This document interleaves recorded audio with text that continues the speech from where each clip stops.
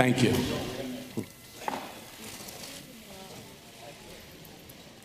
So we've been watching for about just a couple of hours now the testimony of Michael Cohen, former lawyer to then businessman Trump, now President Trump, a former confidant, someone who was at the right hand of the man who is now president.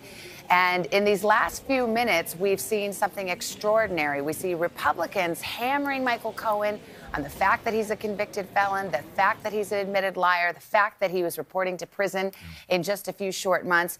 And in this last couple of minutes, a Democratic congressman did what any prosecutor would do with a cooperating witness, which is try to rehabilitate him. And the question was, why did you have this change? When did you have, right? When did you have this change of heart? Of conscience, and that elicited this response from Michael Cohen saying, you know, I used to defend Donald Trump just like you are, and I can tell you, if you keep doing it, you'll be sitting where I'm sitting. So let's unleash the lawyers. I was just going to say, we got Ari Melber. Yes, we do. Maya Wiley is here. Wiley as well. I got to ask, Michael Cohen has comported himself pretty well. He seems to be well prepared. He's never lost his cool. And I say this as somebody who's been on the receiving end of him losing his cool. So I think some of us are watching to see how is he going to handle this nonstop, basically, they're trying to get him to lose his cool. They're trying to get him to. I think he started a little defensive. He was a little bit combative, not in a way that damaged, I think, his credibility generally to those who are open-minded. But I think he warmed to it in the sense that he made sure that he was being very careful in his answers to stay accurate, to demonstrate that he was going to be forthcoming. It was very interesting, though, to your point about what we just saw, his ability to actually humanize himself. This is a big part. If you're getting attacked on credibility, as he was by the Republicans repeatedly, the question becomes, how do we believe you, given the fact that you have a long history of bad behavior? So giving him the opportunity to say, right, I had really bad behavior. I am not shying away from it. I am the guy who's going to go to prison. And I'm the guy who's going to leave my family. And I think he did a great job of being well prepared, both at accuracy, at least in what we've heard, as well as making sure he could make that point. He's been careful when somebody has gone too far in claiming what he said. He's corrected them. No, I didn't say that. Right. I said X. That I thought has certainly helped me with his own credibility. Ari, as I turn to you, I mean, this is a situation that prosecutors face in courtrooms every single day of the week in this country. They find a cooperating witness. They have someone who says, okay, I plead guilty. Now I'm going to turn state's evidence. This is, even though we're in Congress, we're not in a court of law, it's a similar scenario. So you have somebody who's coming in with baggage. There's certainly credibility issues. And now he has to rehabilitate himself. First, by what we talked about in terms of him saying, these are the reasons I had a change of heart. But he also tried to come with corroborative evidence to say, don't believe me because here's independent evidence that will verify what I have to say. Do you feel that it has been effective? And has he added anything to the narrative of the allegations that are out there swirling around the president? He added evidence today, and he added eyewitness accounts. As you know, and as you state, Savannah, anytime anyone is trying to explain what happened in a crime, prosecutors or Congress, you run into the problem of either you have witnesses or you're relying on criminal participants. That's why mob and racketeering cases are hard to build, and then you have to put a lot on the criminals. They say, I committed crimes, now I'm telling you the truth. I think Michael Cohen's core arguments, and Americans will decide whether they believe them, to rebut those credible attacks from Republicans were about the tense. He put all of that in the past tense. Yes, I lied. It's over. Yes, I committed crimes, largely on behalf of Donald Trump, sometimes on behalf of myself. It's over. And I thought he was most effective when he said something anyone can relate to, even if you judge him harshly. He said, I'm paying for this. I'm leaving my family. I'm going to prison for years, one of the heavier sentences of a cooperating witness in any of these probes in this era. And so with that on his back, he said, but now I'm here to tell the truth. And the question is, did the evidence and the truth that, as alleged, he provided, did that move people? I'm curious what you guys think of. There's clearly a Republican strategy to defer to either Mark Meadows, the Republican from North Carolina, Jim Jordan, the ranking member from Ohio. Whenever, I guess, some folks, they have an opening statement and then they defer most of their questions, I guess, to the two people that they think are most knowledgeable about this. Is that an effective opposition strategy here? You know, it can be. I think at the end of the day, it's about the questions themselves and whether they get the answers that help undermine the credibility of Michael Cohen. They tried to do it when it came to the issue of what he was saying in the Southern District, sure, his relationship to some of the business transactions. I mean, going back to Ari's point, he was able to use past tense. He was able to trying to get at that he's here to get off. They keep trying to get at that. And can we clarify this? Yeah, so let's clarify this, because and I thought he did actually a very good job of sort of saying, I have no commitments from the Southern District to get anything out of being here, and I don't feel helped given that I'm going to prison. He does not have a cooperating agreement. He's not cooperating.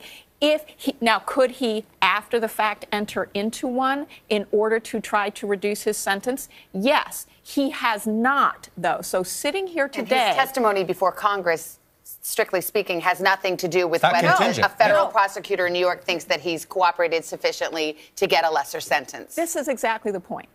If he entered into a cooperation agreement which would obligate him to answer all their questions on any subject, then he would be in a position to potentially reduce his sentence.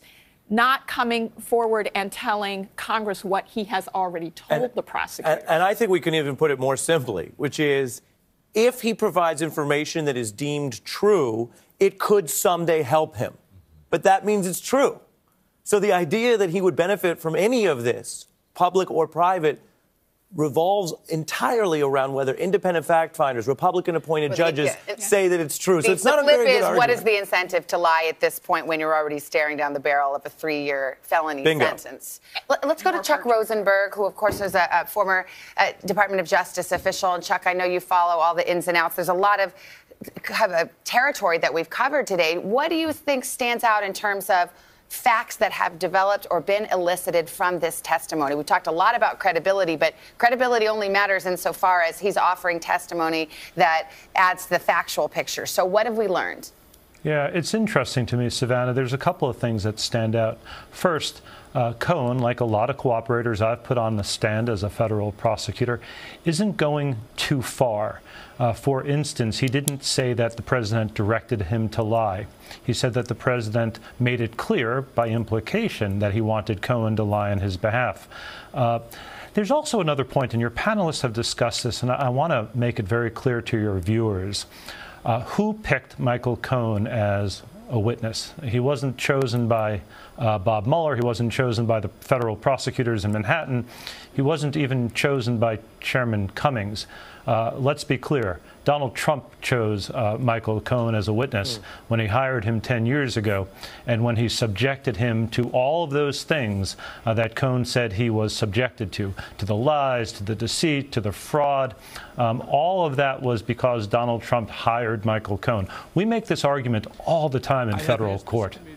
We make the argument that the criminals pick the witnesses. The government simply calls them. Chuck, I'm curious, where do you think Michael Cohen has been weakest? Well, I don't know. I don't know if I would call it weak, Chuck. I mean, he has been restrained, and so if people are looking to Michael Cohen to sort of, dot all the I's and cross all of the T's on this criminal conspiracy, they might be disappointed. Nevertheless, I think it's really worth listening to him and watching him for the following reason. He is the quintessential cooperating criminal. This is what we see in courtrooms throughout America every single day. He knows what he knows. He's telling it, I believe, truthfully, but it has to be corroborated. The documents he produced are helpful. They're not dispositive, but this is what cooperating witnesses look like, sound like, and feel like. And I think the folks who are watching him today get a sense of what prosecutors do in federal courtrooms around the country. All right, Chuck, stand by there. We've got Casey Hunt on the Hill, who's been watching this. And Casey, we're starting to see the outlines of the Republican strategy, which is to go after this low-hanging fruit, which is the credibility problems, and they are numerous, that Michael Cohen does have. Of course they are, Savannah, and you have heard some Democrats even mention the fact that he did lie to Congress. And, again, this is always a real problem in this forum, at the risk of stating the obvious. But, I would point out that while they are repeatedly hammering that point home, that Michael Cohen is not somebody that people should be should consider to be credible, they are not necessarily doing a lot to undermine his set of facts. Instead, they are sort of tying in different political pieces, referencing the Clintons and Lanny Davis, asking him, who paid for him to get here to Capitol Hill today. You don't hear a lot of kind of challenging the merits of the case and what Cohen is presenting here. So, to a certain extent, it's not clear to me that they've revealed anything we didn't previously know about Cohen's status and his reliability as a witness. That's not to say they haven't obviously engaged in the theatrics of it, but I'm interested to see if, as this hearing continues, we go down that road a little more. And I will say, I've had some sources say to me that they don't think Democrats are necessarily being as effective as they could be in acting in prosecutorial roles and actually trying to dig up new pieces of information about Trump's businesses, his foundation, other areas that might be riper for discussion than we've seen so far. There definitely are some questions out there that Prague. Will somebody ask about Prague, for gosh sakes? Yeah, there's somebody. One of those things that's out there is whether or not Michael Cohen was at a meeting in Prague at the height of the campaign, and we haven't heard that question. So I would argue there's really only been two Democrats that have at least had a plan for their questions, and that was Debbie Wasserman Schultz. She was prepared. She clearly wanted to do the DNC emails, and frankly, Congressman Cooper there, who did. He was like, almost playing the role of country lawyer. Okay. He did the kind of the thing that any prosecutor would want to do to rehabilitate the witnesses, which is kind of let them speak openly and from the heart about, what led to this change of heart for you? Yeah, that was one of the moments where we really saw Cohen explain himself. I think as we look in the afternoon, the two big unasked questions are, one, Prague, as Chuck is saying, and two, if you were Donald Trump's lawyer for 10 years in New York during a time where you say he was skirting the law, if not worse, did you ever see or hear him try to obstruct justice in New York? Did you see him deal with the Southern District, which he seemed so interested in as soon as he became president, calling the prosecutor to Trump Tower, to the Manhattan DA, which now has a case in a grand jury potentially against Paul Manafort, or the New York Attorney General, who Trump famously battled with? We haven't heard any questions about that, Chuck. We have Elijah Cummings, the chairman, looks like he's about to gavel it back in. For what it's worth, we should note the president's son has been live tweeting quite a bit, Don Jr., and I believe the president has retweeted an earlier tweet, so he's up late in Vietnam. It's exactly 12 hours where he is in Hanoi, so if it's after midnight in Hanoi. Yes. At this point. But President Trump retweeted a tweet where he... Maya, jump in here very quickly before he sits down. Just one point I would make, and as a former D.C. resident, a congresswoman from D.C., from a legal standpoint, really established the fact that Trump had knowledge, actually participated potentially in a campaign finance crime by saying that he understood it would be a thing of value to him to quash this story of Stormy Daniels. And that, from a legal standpoint, does solidify a criminal charge. Does your frustration get there? I agree with you. She did a good job, and it's like, okay, then all of a sudden we don't have anybody to follow that line of questioning. There are several of instances like that. Let's go back to the hearing.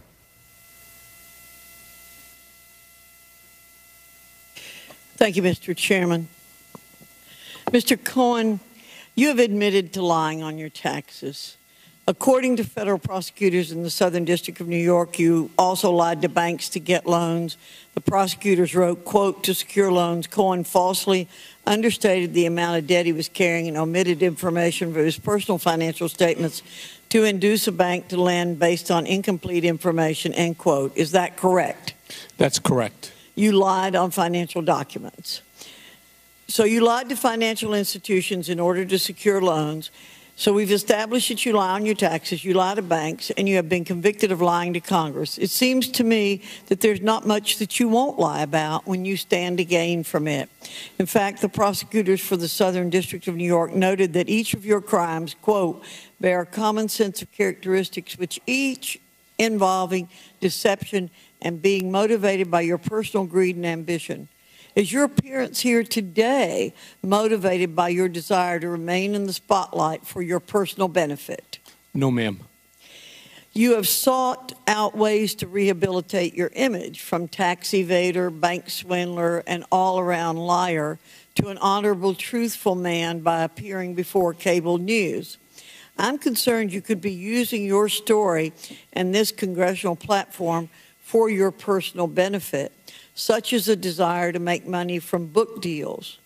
So can you commit under oath that you have not and will not pursue a book or movie deal based on your experiences working for the president? No. You cannot commit to making money off of a book or movie deal based on your work? No. There's two parts to your question. The first part of your question, you asked me whether or not I had spoken to people regarding a possible book deal. And I have. And I've spoken to people who have sought me out regarding a movie deal. No, I didn't ask you if you'd That was spoken the to first part of your anybody. question. I said, can you commit under oath that you will not, that you have not and will not pursue a book deal? And I would not do that, no. Okay. Can you commit under oath that you will not pursue opportunities to provide commentary for a major news network based on your experiences working for the president? No. Can you commit under oath that you will not pursue political office in the state of New York? No. So you don't commit to changing your ways, basically, because you want to continue to use your background as a liar, a cheater, a convicted liar to make money. That's what you want to do. And that's going to get me a book deal and a movie deal and television and a spot on television? I don't think so. Well, it appears that it will. I'd yield my time, remainder of my time, Mr. Chairman, to Mr. Jordan. I thank the gentlelady for yielding. Mr. Cohen, in your sentencing statement to the court in December of last year, you said, "I want to apologize to the people of the United States. You deserve to know the truth." Approximately a month later, BuzzFeed News ran a story that was the story in the country for a couple days. BuzzFeed's story ran January 17th, 2019. On January 18th, your counsel went on TV and wouldn't confirm or deny the story. The next day, the special counsel's office did something that's never happened. Never happened. They said the description of specific statements to the special counsel's office and the characterization of documents and testimony obtained by this office regarding Michael Cohen's congressional testimony are not accurate. Why didn't your lawyer, the day that he's on TV, when this story is the biggest thing in the news in the country, why didn't he deny the BuzzFeed story? Because I didn't think it was his responsibility to do that. We are not the fact checkers for BuzzFeed. He's on TV to talk about the very story you committed to the court when you were trying to get your sentence reduced, that the American people deserve to know the truth. You had the golden opportunity to give them the truth on a false story, the BuzzFeed story, and your lawyer didn't say a thing. He actually said this: "I can't confirm, I can't deny." You had an opportunity to do exactly what you told the judge you were going to do 1 month after you said it, and you didn't do it. Why not? Again, it wasn't our responsibility to be the fact checker for the news agencies. This is the biggest story in the country. So please let me. The president says so far approximately 9,000. I got 8 seconds. I got 8 seconds. I'll let you finish. Chairman, may I please finish? The special counsel said please finish? Something they've never done. They said that story was false. Now you can respond. Okay. My response. The president has told something over 9,000 lies to date. Do I ask Mr. Davis or Mr. Monaco, or do I go on television in order to correct his mistakes? When Mr. Davis goes on to talk about that specific subject, the answer is no. And I would like to also... Listen up. The gentleman's time has expired. You may finish answering the question, and then we're going to go to Mr. Connolly. All I wanted to say is I just find it interesting, sir, that between yourself and your colleagues, that not one question so far since I'm here has been asked about President Trump. That's actually why I thought I was coming today, not to confess the mistakes that I've made. I've already done that, and I'll do it again every time you ask me about taxes or mistakes. Yes, I made my mistakes. I'll say it now again, and I'm going to pay the ultimate price. But I'm not here today, and the American people don't care about my taxes. They want to know what it is that I know about Mr. Trump, and not one question so far has been asked about Mr. Trump. Mr. Connolly. Thank you, Mr. Chairman.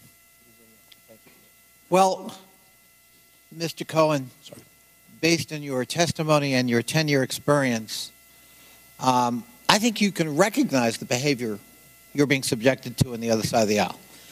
discredit, slander, use any trick in the book to prevent your testimony from sticking. The idea that a witness would come to us who's flawed, and you certainly are flawed, means they can never tell the truth, and there is no validity whatsoever to a single word they say, would discredit every single criminal trial of organized crime in the history of the United States, because all of them depend on someone who's turned. It would make RICO null and void. We couldn't use it anymore. This Congress historically has relied on all kinds of shady figures who turned. One of the most famous who led to the decapitation of the organized crime families in America, Joe Valachi, congressional hearing. He was a witness, and he committed a lot worse crimes than you're convicted of, Mr. Cohen. So don't be fooled by what my friends on the other side of the aisle are trying to do today. It is do everything but focus on the principle, known as individual number one in the Southern District of New York, as I recall. Is that correct, Mr. Cohen? That is correct. Now, Mr. Cohen, I want to ask you about something that's not in your testimony and that so far has not been made public. In our committee staff search of documents provided by the White House that were otherwise redacted or already in the public, and I guess the White House thought that was funny, they made one mistake, the White House. There was an email from a special assistant to the president to a deputy White House counsel, and the email is dated May 16th, 2017, and it says, and I quote, POTUS, meaning the president, requested a meeting on Thursday with Michael Cohen and Jay Sekulow. Any idea what this might be about, end quote. Do you recall being asked to come to the White House on or around that time with Mr. Sekulow? May of 2017. Off the top of my head, sir, I don't. I recall being in the White House with Jay Sekulow, and it was in regard to the documents, the document production, as well as my appearance before the House Select Intel. But I'm not sure if that's specifically what you're referring. But what I will do is I will check all my records, and I'm more than happy to provide you with any documentation or a response to this question. Well, that's you sort of touch on presumably the purpose of the discussion, at least among others. This meeting occurred just before your testimony before the Select Committee on Intelligence here in the House. Is that correct? I believe so, yes. Was that a topic of conversation with the president himself? If this is the specific instance that I was there with Mr. Sekulow, yes. So you had a conversation with the President of the United States about your impending testimony before the House Intelligence Committee. Is that correct? That's correct. What was the nature of that conversation? He wanted me to cooperate. He also wanted just to ensure, by making the statement, and I said it in my testimony, there is no Russia, there is no collusion, there is no deal. He goes, it's all a witch hunt, and he goes, this stuff has to end. Did you take those comments to be suggestive of what might flavor your testimony? Sir, he's been saying that to me for many, many months.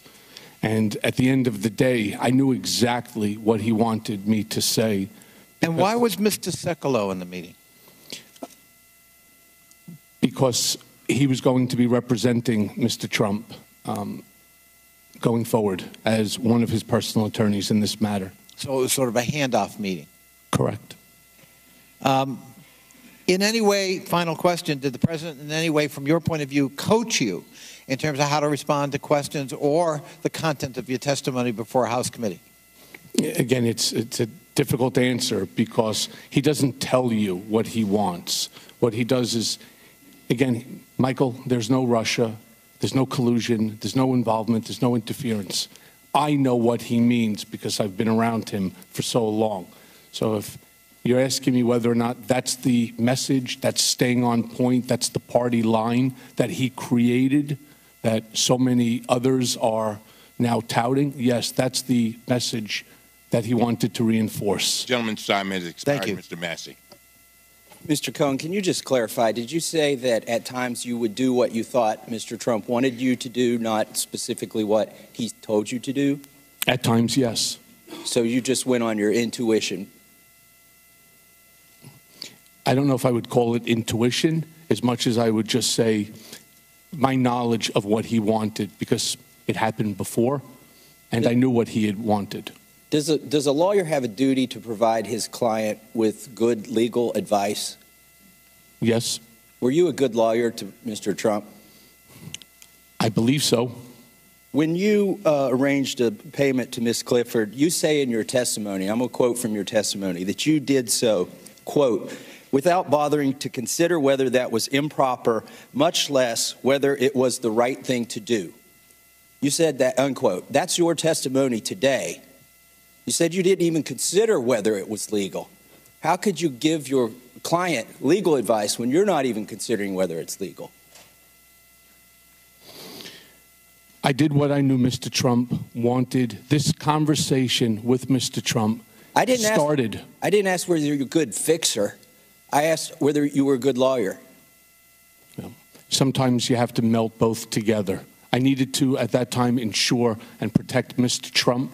So, and if I put my, which I'm clearly suffering the penalty of, I clearly erred on the side of wrong. So you feel like without bothering to consider whether it was proper, much less whether it was the right thing to do, by ignoring any conscience, if you have one, that you were protecting Mr. Trump? I'm sorry, sir, I don't understand. You feel that was how to protect? As his lawyer, you feel that you did a good job. You said you were a good lawyer, right? Is that correct. being a good lawyer? To not even consider whether it's legal or not? I didn't work for the campaign. I was working and I was trying to protect Mr. Trump. About a campaign. I sat with Mr. Trump, and this goes back all the way to 2011. This wasn't the first scenario with Ms. Daniels. Let's go back then. So my point is, this was an ongoing situation. It didn't just start in October. Right. Sir, please, you have to let me finish. Well, it didn't start in October. Let me ask it started many years earlier. When were you disbarred? Yesterday, from what I read in the paper. Yesterday. When should you have been disbarred, based on the legal counsel you were giving your client? I don't have an answer for your question. How long were you counsel for Mr. Trump? Since 2007. When is the first time you gave him bad legal advice or failed to inform him of his legal obligations, as you testified today you did in the case of the payment to Ms. Clifford? When was the first time you did that? Would that qualify for disbarment? I don't know, sir. I'm not the Bar Association. I think you should consult with them maybe occasionally on some of these things. Well, there's no point now. I lost my law license. Has anybody else promised to pay Mr. Davis for representing you? No. Nobody has? No. Are you offering? Question, quickly. July, you said, and this is also in your testimony, in the days before the Democratic Convention, you became privy to a conversation that some of Hillary Clinton's emails would be leaked. Is that correct? Correct. Okay. Was that you said late July? Do you know the exact day? I believe it was either the 18th or the 19th, and I would guess that it would be on the 19th. But it was definitely July? I believe so, yes. Do you know that was public knowledge in June? This was Mr. Assange, and I'd like to submit this, unanimous consent to submit this for the record. Without objection, so. Mr. Assange reported to the media on June 12th that those emails would be leaked. So I'm not saying you have fake news, I'm saying you have old news, and there's really not much to that. I would like to yield the remainder of my time to Mr. Higgins. Thank you, sir. Mr. Cohen, I'm quoting you close I can. Earlier said, I spent last week looking through boxes to find documents that would support your accusations. Where are those boxes, good sir? Where are those boxes? Are they in your garage? Or? They're in the storage. And are these not boxes that should have been turned over to investigative authorities during the many criminal investigations you've been subject to? Sir, these are the boxes that were returned to me post the raid. If they include data pertinent to crimes that you've committed, should they not have been turned over and remanded to investigative authorities? Did Mr. Lanny Davis know of these boxes? No, the gentleman's time has expired. You may answer the question. I don't understand his question, sir. Very well. Christian Morsi. Mr. Cohen. Good morning. Thank you, Chairman Cummings, for convening this hearing, and thank you, Mr. Cohen, for voluntarily testifying this morning. Mr. Cohen, you were the Executive Vice President and Special Counsel for the Trump Organization, correct? I was the Executive Vice President, Special Counsel to Donald J. Trump. And Special Counsel means you were the attorney for him, is that right? Just means I was there in order to handle matters that he felt were significant and important to him individually. And those included legal matters? Yes, sir. Sir, as a former attorney, you're familiar with legal documents known as non-disclosure agreements, or NDAs, is that right? Yes. Sir, I'm sure you know that NDAs, properly written in scope, can be reasonable in certain business contexts, but they can also be abused to create a chilling effect to silence people, as we've seen in the Me Too movement and other places. Isn't that right, Mr. Cohen? Yes. And Mr. Cohen, the Trump Organization used NDAs extensively, isn't that right? That's correct. Mr. Cohen, I'm reading from a recent Washington Post article regarding the language in one of these types of NDAs where the terms were described as very broad. For instance, the terms confidential information was defined to be anything that, quote, Mr. Trump insists remain private or confidential, including but not limited to any information with respect to the personal life, political affairs, and or business affairs of Mr. Trump or any family member, close quote. Do those terms sound familiar to you? I've seen that document. In fact, there's a class action lawsuit filed this month by former Trump campaign worker Jessica Denson that this NDA language is illegal because it is too broad, too vague, and would be used to retaliate against employees who complain of illegality or wrongdoing. Would you agree that in the use of these types of NDAs with this type of language, and later when Donald Trump sought to enforce them, that he intended to prevent people from coming forward with claims of wrongdoing? Yes. Would you agree that the effect of the use of these NDAs and their enforcement was to have a chilling effect on people or silence them from coming forward? I apologize. If you want to define chilling, I'm not sure. Oh, just that he would, in using these NDAs or trying to enforce them, would basically try to keep people silent. That was the goal. And nothing at the Trump Organization was ever done unless it was run through President Donald Trump, correct? That's 100% certain. Okay. Mr. Cohen, do you believe that there are people out there today, either from the president's business or personal life, who are not coming forward to tell their stories of wrongdoing because of the president's use of NDAs against them? I'm sorry, sir. I don't know the answer to that question. Okay. Sir, I have a couple other questions for you. When was the last communication with President Trump or someone acting on his behalf?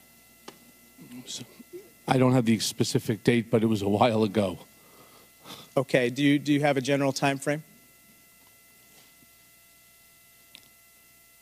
I would suspect it was within 2 months post the raid of my my home. Okay, so hotel. Early fall of last year, generally? Generally. And what did he or his agent communicate to you?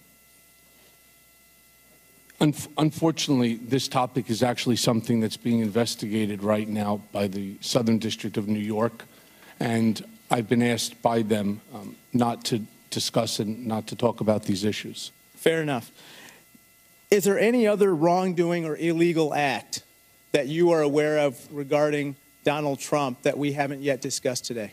Yes, and again, those are part of the investigation that's currently being looked at by the Southern District of New York. Sir, Congressman Cooper asked you about whether you were aware of any physical violence committed by President Trump. I just have a couple quick questions. Do you have any knowledge of President Trump abusing any controlled substances? I'm not aware of that, no. Do you have any knowledge of President Trump being delinquent on any alimony or child care payments? I'm not aware of any of that. Do you have any knowledge of President Trump arranging any health care procedures for any women not in his family? I'm not aware of that, no. Thank you. I yield back. Thank you. Mr. Cloud. Thank you, Chairman.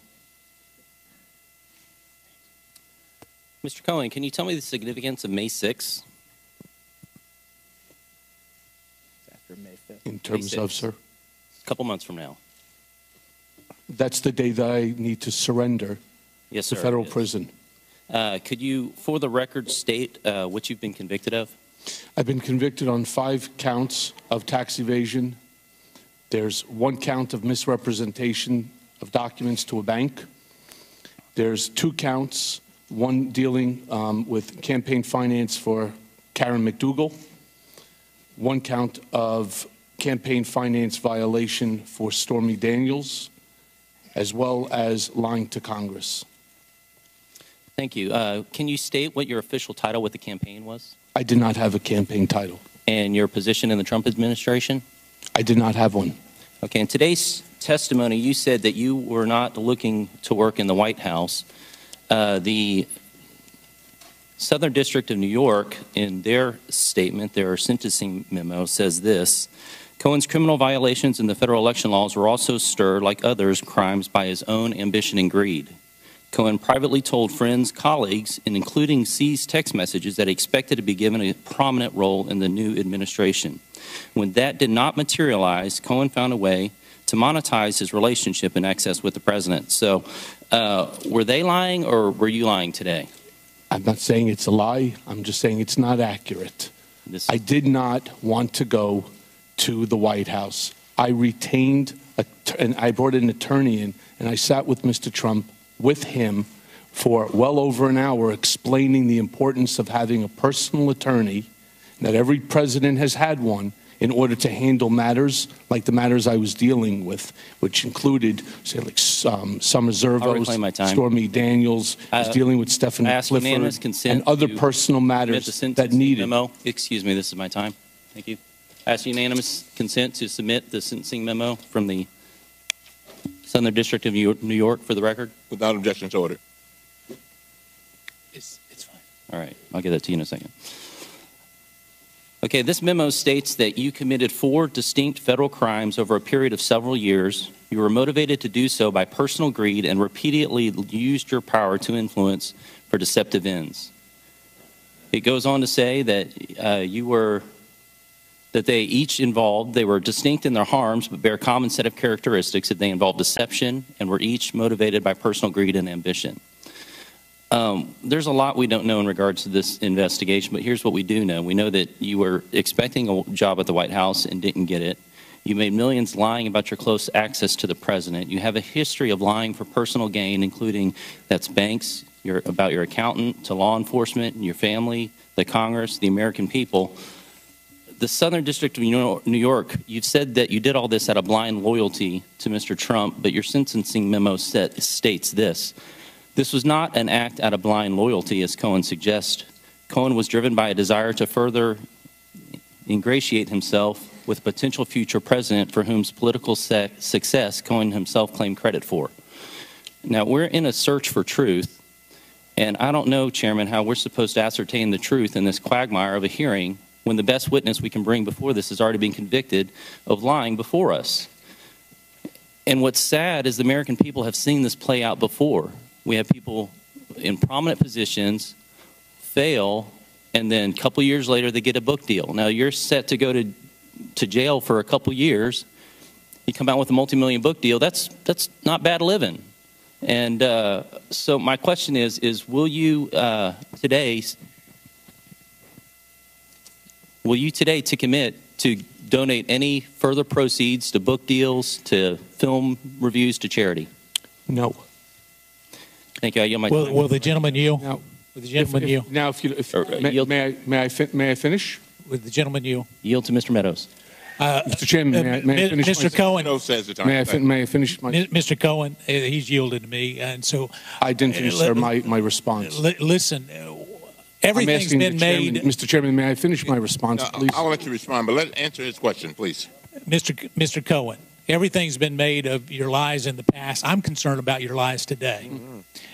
Under your testimony just a few minutes ago to me, you indicated that you had contracts with foreign entities, and yet we have a truth and testimony disclosure form which requires you to list those foreign contracts for the last 2 years, and you put NA on there. And it's a criminal offense to not have that accurately. So when were you lying? Either in the testimony to me earlier today or when you filled out the form?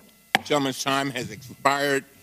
Mr. Cohen, you may answer his question and then whatever you wanted to say on that. His question is, unfortunately, I don't have an answer for his question. But as no, Mr. Chairman. As it relates. The gentleman is out of order. He said he does not have an answer. Mr. Chairman, when we were in the majority, with all due respect, Mr. Chairman, hold on. Regular order. The gentleman has just said he doesn't have an answer, and you had gone over your time. Well, he's under oath. He's under oath to tell the truth. One of them is not accurate, Mr. Chairman. You will have time to answer the question. Mr. Chairman, just a question. Mr. Chairman, just a question. Mr. Raskin. Mr. Raskin. Mr. Cohen, thank you for your composure today. Our colleagues are not upset because you lied to Congress for the president. They're upset because you stopped lying to Congress for the president. Now, you've described the Trump campaign as a once-in-a-lifetime money-making opportunity, the greatest infomercial of all time, I think you said, and this may be the most trenchant observation of your whole testimony. Do you think the Trump campaign or presidency ever stopped being about making money for the president, his family, and his organization? Yes. When did it stop being that? When he won the election. And what did it become about at that point? Then it had to be about figuring out what to do here in Washington. Can you carefully explain to America how the hush money payments to Karen McDougal and Stormy Daniels worked? Can you carefully explain what catch and kill is? Sure. I received a phone call regarding both Karen McDougal as well as Stormy Daniels, obviously at different times, stating that there were issues that were going to be damaging to Mr. Trump. With the Stormy Daniels, it started in 2011 when she wanted to have something removed from a website. And that was the first time I met Keith Davidson. I spoke with Keith Davidson, her then acting attorney, and we were successful in having it taken down from the website. It wasn't until years later, by around the time of the campaign, did they come back and they ask, what are you going to do now, because she's back on the trail trying to sell the story?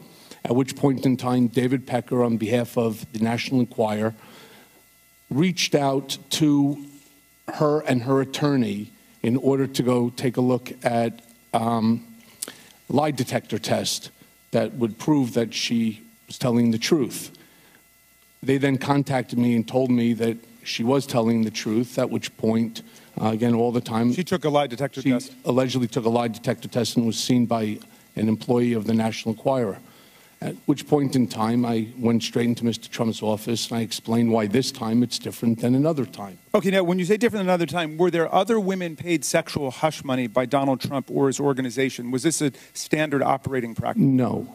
So you're not aware of any other cases where it had taken place? I'm not aware of any other case that Mr. Trump paid. So which brings us to the Karen McDougal. He was supposed to pay. He was supposed to pay $125,000 for the life story of Karen McDougal. For whatever the reason may be, he elected not to pay it. David Pecker was very angry because there was also other monies that David had expended on his behalf. Unfortunately, David never got paid back for that either. So David Pecker had done this in other cases of other mistresses or women?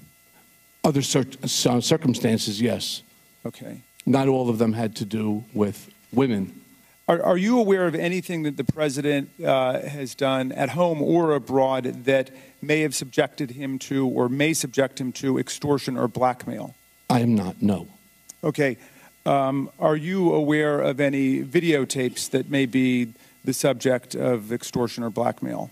I've heard about these tapes for a long time. I've had many people contact me over the years. I have no reason to believe that that tape exists.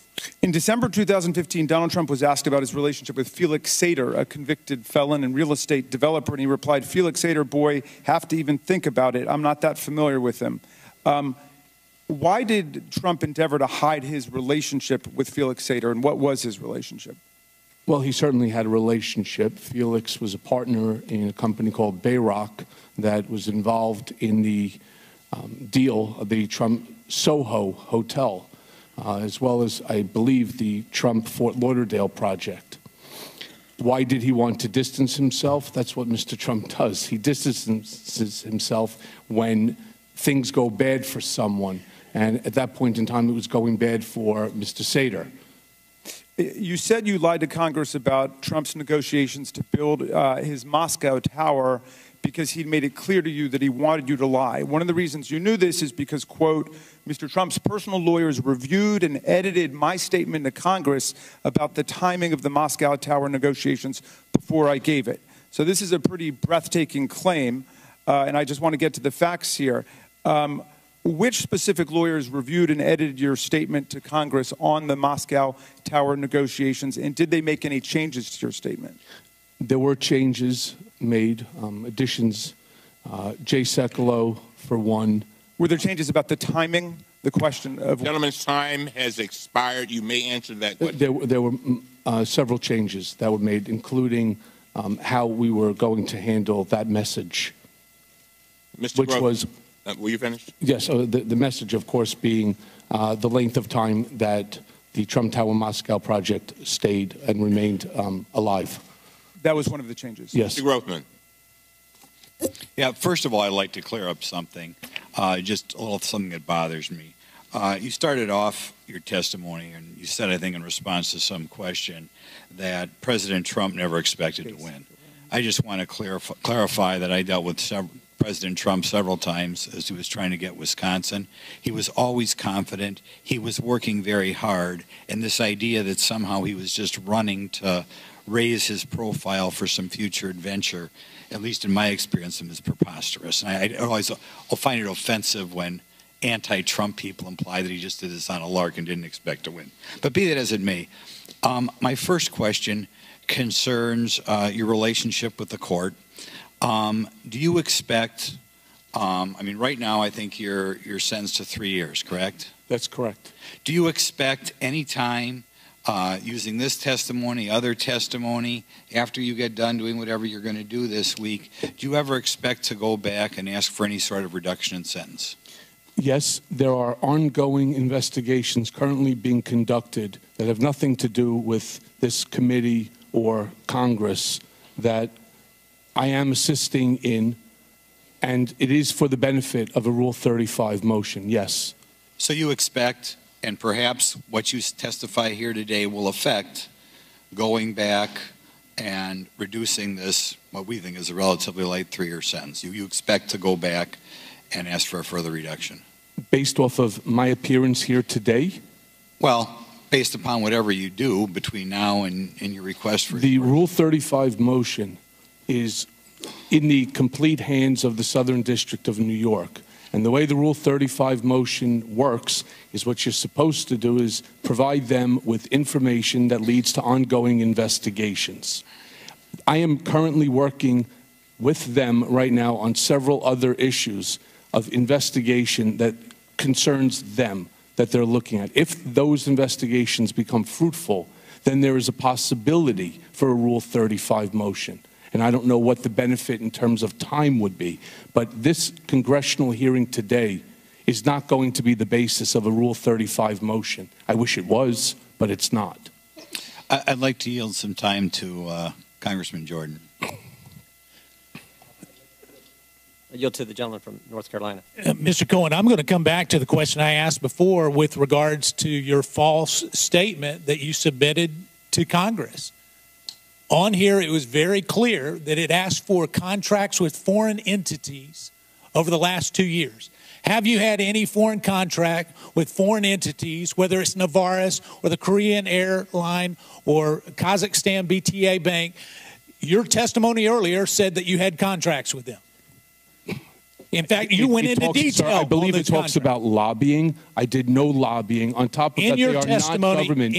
I'm not asking about lobbying, Mr. Cohen. They are not government agencies. Do you have foreign publicly contracts? traded companies? Do you have foreign contracts?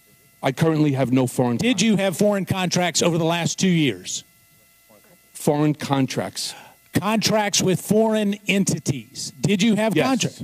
Yes. Yes. Why didn't you put them on the form? It says it's a criminal offense to not put them on this form for the last 2 years. Why did you not do that? Because those foreign companies that you're referring to are not government companies. It says non-governmental, Mr. Cohen. You signed it. They're talking about me as being non-governmental. And right, it says foreign agency. It says foreign contracts. Do you want us to read it to you? I read it, and it was reviewed by my counsel, and I am a non-government employee. It was not lobbying, and they are not foreign. This has nothing to do with lobbying. It says it's a criminal offense to not list all your foreign contracts. That's what it says. Well, then I'm going to take a look at it before I leave. No, you've heard it. I will, and hopefully I will amend it prior to leaving, because that's not the way I read your document. You know, it's just one more example, Mr. Cohen, of you skirting the truth. Okay, I want to ask one other question. One other question, Mr. Cohen. It's my time, not yours. Were you advised, or was your counsel advised, to withhold your written testimony to the latest possible date, as John Dean said last night on CNN? Was it my what? Were you advised, or was your counsel advised, to withhold your written testimony to this committee at the latest possible date, to get it to this committee at the latest possible date, as John Dean said that he advised you? Yes or no? No. He never advised you. John Dean? I've never spoken with John Dean. Has he spoken to your attorney? I don't know. I've never spoken to John Dean. Well, ask your attorney. He's right there behind you. We were working last night till 11, 12 o'clock at night. You've known that you've been coming for some time. You may answer the question. Answer the question. We were working till 11, 12 o'clock last night to finish everything. So you were writing it last night, Mr. Cohen? Don't give me that bull. We were making edits all the way through the night. Recognize Mr. Ruda. I'm sorry. Thank you, Mr. Chairman. Mr. Cohen, in November 2013, President Donald Trump testified under oath in a lawsuit related to the failed real estate project, Trump International Hotel and Tower in Fort Lauderdale. During the deposition, President Trump was asked about his knowledge of Felix Sater, a Russian-born real estate developer and convicted member of the Russian mafia, who, according to press reports, pled guilty for his role in a $40 million stock manipulation scheme. And it's worth noting, as well publicized, the direct relationship between the Russian mafia and the Kremlin. Over the years, President Trump was asked how many times he interacted with convicted Russian mobster Felix Sater. In 2013, President Trump testified that, quote, "Not many. If he were sitting in the room right now, I really wouldn't know what he looked like," unquote. Mr. Cohen, as you previously testified, isn't it true that President Trump knew convicted Russian mobster Felix Sater in 2013 when he made that statement? Yes. Isn't it true that because of Mr. Sater's relationship to the Trump organization, that he had an office in the Trump Tower? And on the 26th floor, Mr. Trump. And the 26th floor is important. Why? Because it's Mr. Trump's floor. So he had an office on the same floor as President Trump. In fact, his office, when he left, became my office. And isn't it also true that convicted Russian mobster Sater even had business cards indicating that he was a senior advisor to Donald Trump, as reported by the Washington Post? Yes. Did convicted Russian mobster Sater pay rent for his office? No, he did not. So, based on those facts, isn't it true that President Trump misled at best, or worse, lied under oath? Yes. In December 2015, President Trump was asked again about his relationship to convicted Russian mobster Mr. Sater by a reporter for the Associated Press. He stated, quote, "Felix Sater, boy, I have to even think about it," unquote. He added, quote, "I'm not that familiar with him," unquote. Mr. Cohen, where would we find business records that explain the president's relationship to the convicted Russian mobster Felix Sater? Would those be in the Trump Organization's files? They'd be in the Trump Organization's files. There would be CCs to Bayrock, which was the name of Mr. Sater's company. I suspect on Mr. Sater's email address, possibly hard files in possession of Mr. Sater. And when you say in possession of the Trump Organization, where?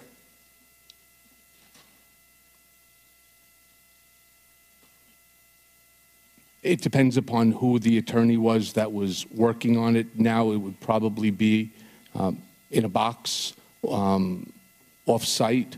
They have storage facility that they put old files. In addition to convicted Russian mobster Sater, do you know of any other ties to convicted or alleged mobsters President Trump may have?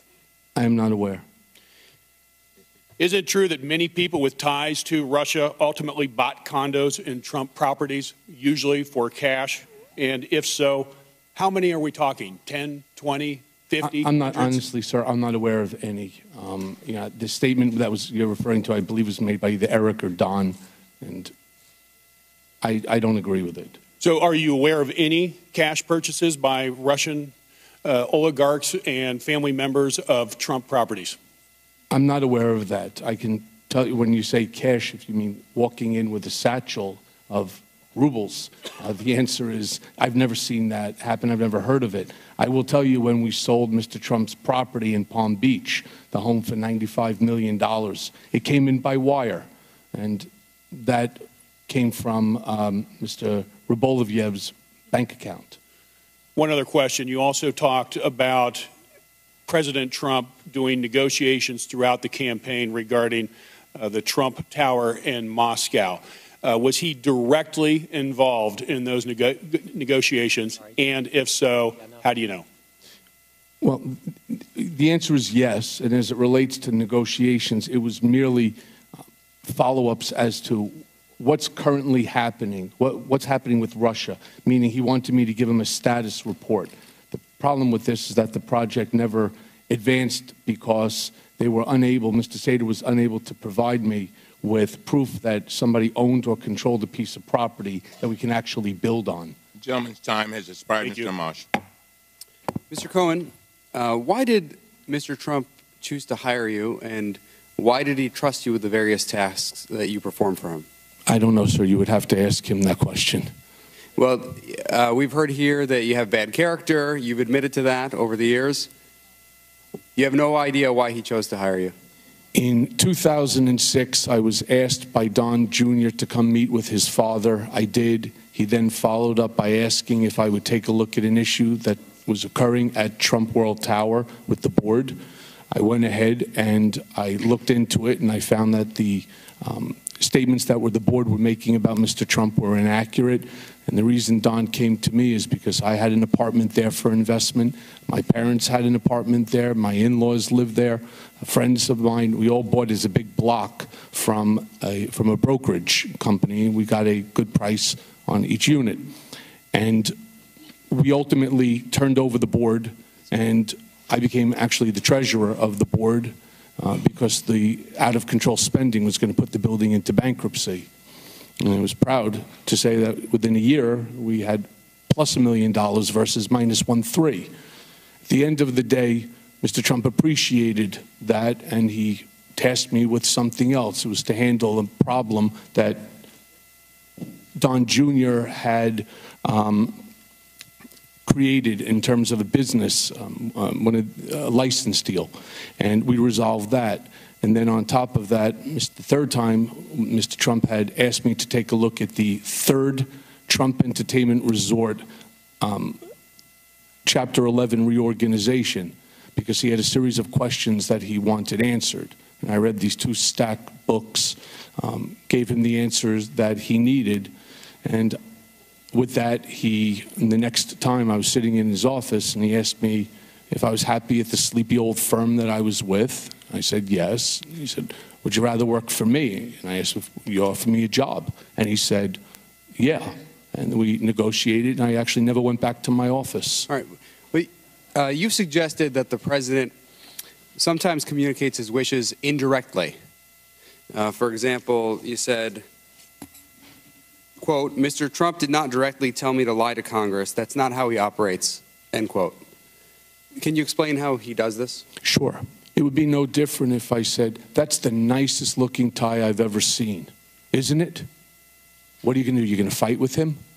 The answer is no. So you say, yeah, it's the nicest looking tie I've ever seen. That's how he speaks. He doesn't give you questions. He doesn't give you orders. He speaks in a code. And I understand the code because I've been around him for a decade. And it's your impression that others who work for him understand the code as well? Most people, yes. Mr. Cohen, I don't know whether we should believe you today, but I'm going to ask you this one last question. What is the truth that you know President Trump fears most?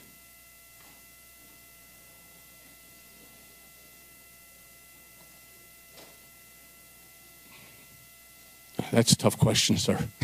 I don't have an answer for that one. What does he fear most? What's the truth that he fears most? From your perspective. And again, I don't know whether we should believe you here today, but you know, it's a tough question, sir. I don't know even how to answer that question. Let me ask you this. What principles have you chosen to follow in your life? And do you wish to follow different principles now? I've always tried to be a good person. I've tried to be a great friend. There were many, I think over 40 statements written in my support to the sentencing judge. I have friends who I treat incredibly well that I know for over 40 years, and I treat people after 40 minutes the same exact way. Am I perfect? No. Do I make mistakes? Yes. Have I made mistakes? Absolutely. I'm going to pay the consequences for it. But all I would like to do is be able to get my life back to protect my wife and my children, support and grow old. That's pretty much where I'd like to be. And you feel you're following a different set of principles now than you followed throughout your life? I do, and I'm trying. I'm trying very hard. I thank you for your questions. Some of the other ones really make it difficult to try to, show some redemption. But I am trying. I am trying. All right. Thank you. Thank you. Mr. Hill. Ms. Hill. Thank you, Mr. Chairman. I want to mention really quick a clarification on the truth and testimony form.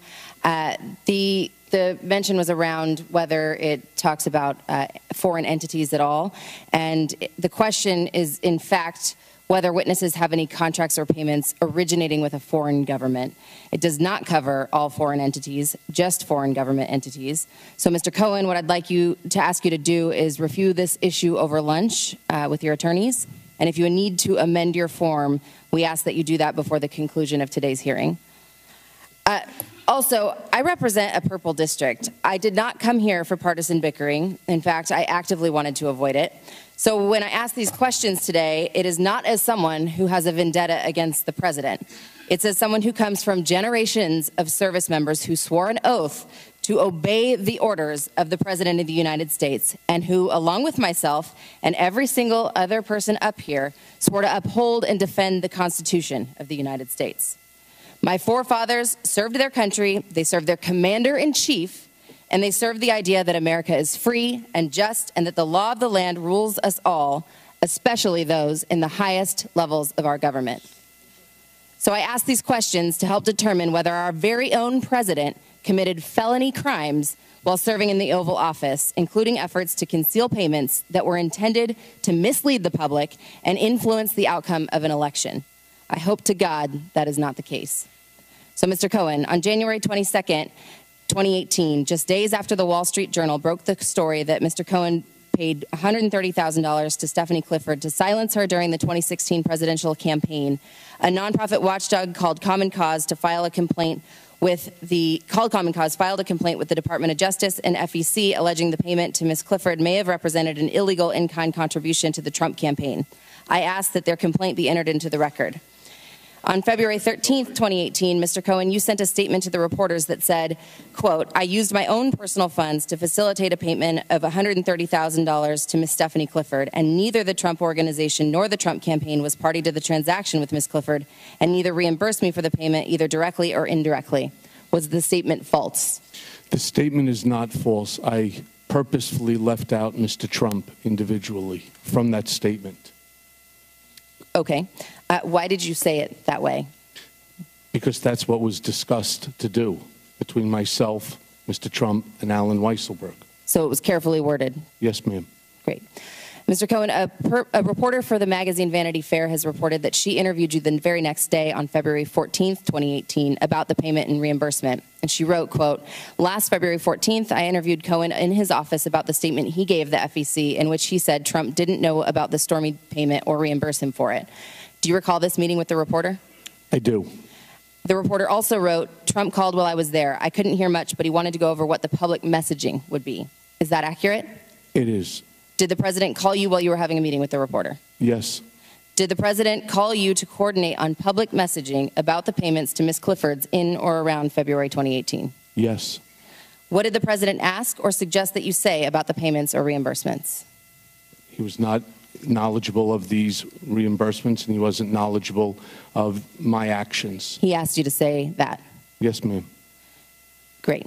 In addition to the personal check for $35,000 in July 2017, is there additional corroborating evidence that Mr. Trump, while a sitting president of the United States, directly reimbursed you hush money as part of a criminal scheme to violate campaign finance laws? There are 11 checks that I received for the year. The reason why 11, because, as I stated before, one had 2 checks. And you have copies of all of those? I can get copies. I'd have to go to the bank. So we will be able to get copies of all 11 checks that Mr. Trump provided to you as part of this criminal scheme? It's either from his personal account, as what was demonstrated in the exhibit, or it would come from the Donald J. Trump account, the trust account. Thank you, Mr. Cohen. I yield back the remainder of my time. Mr. Gibbs. Thank you, Mr. Chairman. You know, I've just been sitting here. I'm new to the committee. I'm not an attorney. Sometimes, Mr. Chairman, your answers, you're either competent or are a liar. I think maybe I can be a better attorney. I don't know. I'm looking through this. You come in here and you rail on the President of the United States, Commander-in-Chief, while he's over across the Pacific Ocean trying to negotiate a deal to make this world safer. And, Mr. Chairman, just having this committee at this time when the Commander-in-Chief's out of the country is just I think, is a new president. But you call him a racist, a cheat, and you know, you're attacking his character. And I've been with the president a little bit, I didn't see that in the president. I see a president who's very sincere. He's trying to make this country better for every American. And for you to come in here and do that, this is repentance on your part. It's really unbelievable. Real repentance would be go serve your time and don't come back here and make allegations towards a man you can't substantiate. Now, I'm looking here from the remarks from the prosecutor of the Southern District of New York. False statements to Bank 3, which Cohen pleaded guilty, was far from an isolated event. It was one of the long series of self-serving lies Cohen told in numerous financial institutions. Earlier in your testimony, I think I heard you say there was a home equity loan, but apparently the prosecutors in New York think that there's other financial things that you did. You also, they said, managed to commit a series of crimes, all withholding himself out as a licensed attorney and upstanding member of the bar. Also, the Southern District prosecutor said that wrote that your consciousness of wrongdoing is fleeting, that your remorse is minimal, and that your instinct is to blame others is strong. So I'm kind of left here. Why? You worked for the president for 10 years before he was president. If you have any sense of integrity that you're trying to tell us you have now, and it was that bad, why didn't you leave? You weren't stuck there because of financial reasons. You had ways to leave. You're an attorney. And so that just kind of, you know, the president's working tirelessly, and you couldn't make these allegations, and you could have left any time you want. It looks like to me you're trying to save face. And with the other questions that came out here was, looks like to me you're going to have a very lucrative deal at some point in your life, because you don't look like you're any close to retirement, but you're going to have some type of lucrative deal. And so one of my questions is, and it's come up a little bit, talks with you and your attorney, and there's been talks about members of Congress and staff, and you said there was some discussions. Was any of those discussions that you or your attorneys had with members of Congress or staff or prosecutors to get considerations to favor or other considerations to you or your family in the future? No, the conversations were about the topics, and because there were things that originally we could not speak about at the request of whether it was the special counsel's office or the Southern District or any of the other agencies, including the House Select Intel or the Senate Select Intel. Sir, just for your personal edification here, I was asked to come here. Your chairman sent a letter to Mr. Davis, and I accepted, so I'm here voluntarily. And I understand that. Sir, and if you believe that I'm here... I understand. I think this is political theater. Sir, if you believe it's not political theater for me, and I take no pleasure in saying anything negative about Mr. Trump. You've met him for a short period of time. I've been with him for over a decade. I've traveled with him internationally. I've spent dinners with him. It doesn't make me feel good about what's going on here. And as far as saving face, I'm not sure how being in front of the world, being called well, this world today, with these lucrative book deal movies that come about, I think you'll be pretty good in about 5 years. I yield the rest of my time to the chairman, ranking member. I thank the gentleman for yielding. Earlier you said you started the campaign? That's correct, in 2011. You started the campaign for President of the United States for Donald Trump? I certainly did, sir. Now that's news. ShouldTrumpRun.com. Wow. 2011. It was my idea. I saw a document in the newspaper that said, who'd you vote for in 2012? 6% of the people said Michael Cohen. 6% of the people turned around and said they'd vote for Donald Trump. The reason Donald Trump is president is because So I brought it into his office and I said to him, Mr. Trump, take a look at this. And he goes, well, wouldn't that be great? And with that is where it all started. Yeah. Okay. Like I'm sure he had never thought of anything like that until you came. No, I didn't. Let me ask you one question. I got 8 seconds. I got 8 seconds. What did you talk to Mr. Schiff about? I spoke to Mr. Schiff about topics that were going to be raised at the upcoming hearing. Whoa. Not just what time to show up, actually what you're going to talk about? The gentleman's time has expired. Wow. Mr. Sarbanes. Mr. Sarbanes. Thank you, Mr. Chairman. Thank you, Mr. Cohen. I know the other side is suggesting that you are an incorrigible liar and that you're lying here today. I can't think of anything you have to gain at this point from lying. I mean, they talk about book deals and other things that you want to do, but I see a lot more that you could lose by telling the truth today, given the threats and other things that have been made against you and your family. So that's how I'm interpreting it. And of course, you brought documents with you as well to bolster the credibility of your testimony. I did want to go back to an earlier line of questioning regarding the preparation of your testimony before you came before the Intelligence Committee. You've talked about a meeting at the White House where the testimony was being reviewed. I think you said that there was at least one White House attorney, Jay Sekulow, who was there, and you acknowledged that there were some edits that were made to your testimony. So on that topic, who at the White House reviewed your testimony? I don't know the answer to that. The document was originally created by myself, along with my attorney at the time, from McDermott, Will, and Emery, and there was a joint defense agreement, so the document circulated around. I believe it was also reviewed by Abby Lowell, who represents Ivanka and Jared Kushner. Why did you provide the testimony to the White House? It was pursuant to the joint defense agreement that we were all operating under. Mm-hmm. What were the edits that came back substantively on the testimony? I'm sorry, I don't know, sir. I'd have to take a look at the document. Uh-huh. Did you have a reaction to why there might not have been, in a sense, a protest to what was going to be false testimony that was going to be provided? No, sir, because the goal was to stay on message. It's just limit the relationship whatsoever with Russia. It was short. There's no Russian contacts. There's no Russian collusion. There's no Russian deals. That's the message. That's the same message that existed well before my need to come and testify.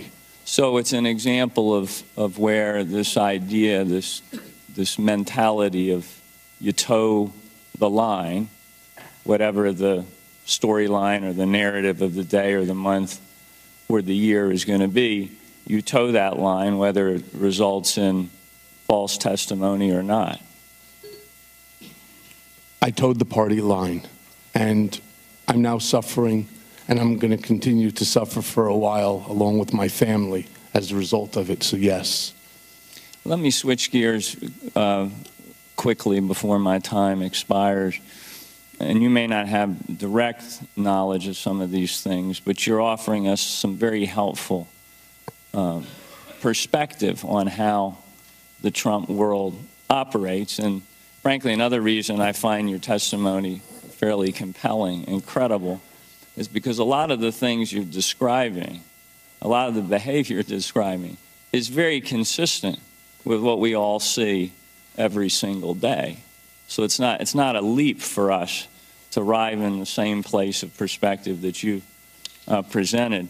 I'm interested in some of the activities around the inaugural committee, the inauguration of the president. There was an article that appeared in ProPublica, it's a watchdog group, about some negotiation on pricing of things at the Trump hotel, where it looks like the rental that was being quoted was substantially, even double what you would expect to pay according to what the market should bear.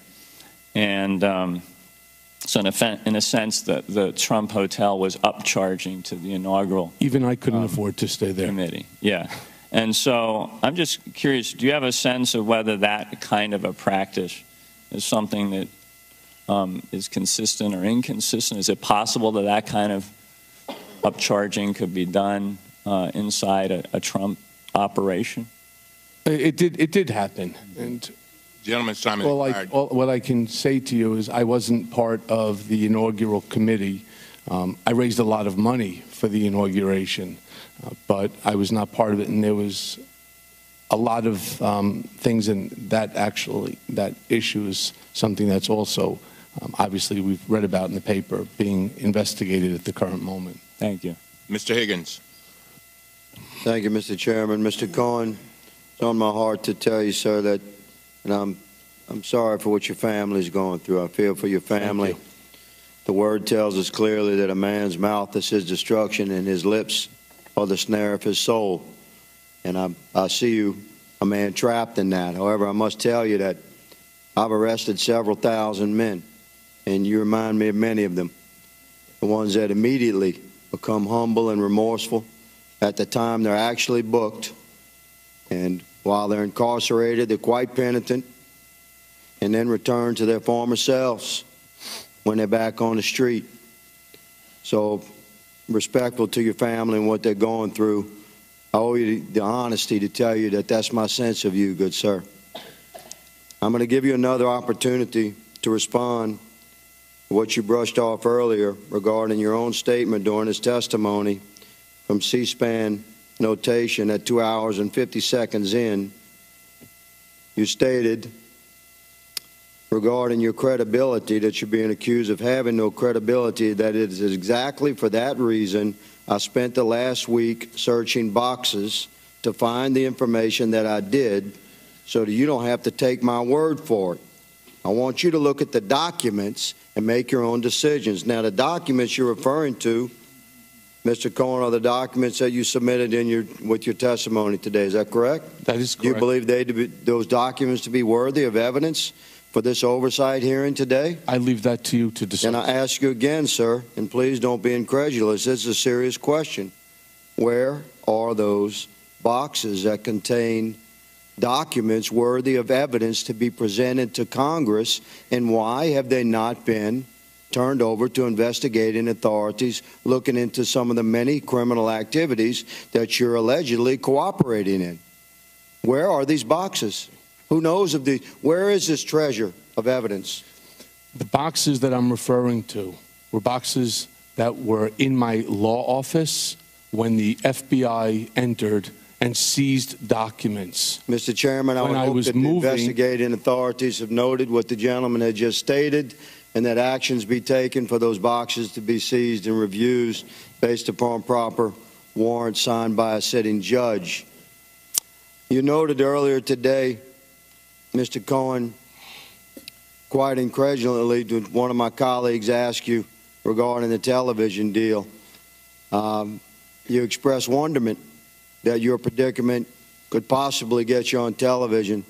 It certainly got you on television today, has it not, sir?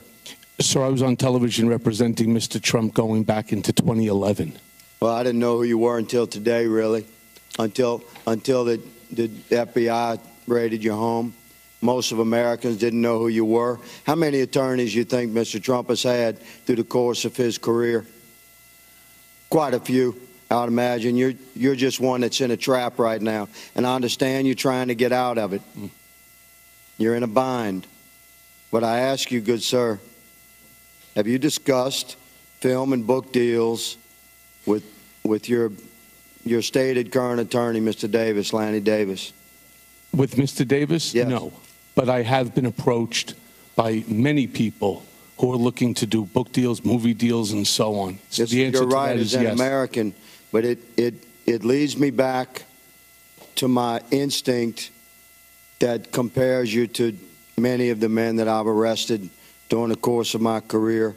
Mr. Chairman, with all due respect, sir, that our primary hearing to introduce the Oversight Committee, the 116th Congress of the American people, has manifested in the way that it obviously is.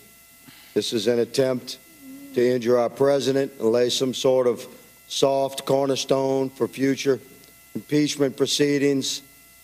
This is the full intent of the majority. I yield my remaining 30 seconds to the ranking member. Mr. Cohen, earlier you said the United States Southern District of New York is not accurate in that statement. I'm sorry, say that again. Earlier you said that the United States Southern District of New York Attorney's Office, that statement is not accurate. You said it's not a lie, you said it's not accurate. You stand by that? Yes, I did not want a role in the new administration. So the court's wrong? Sir, can I finish, Sure. please?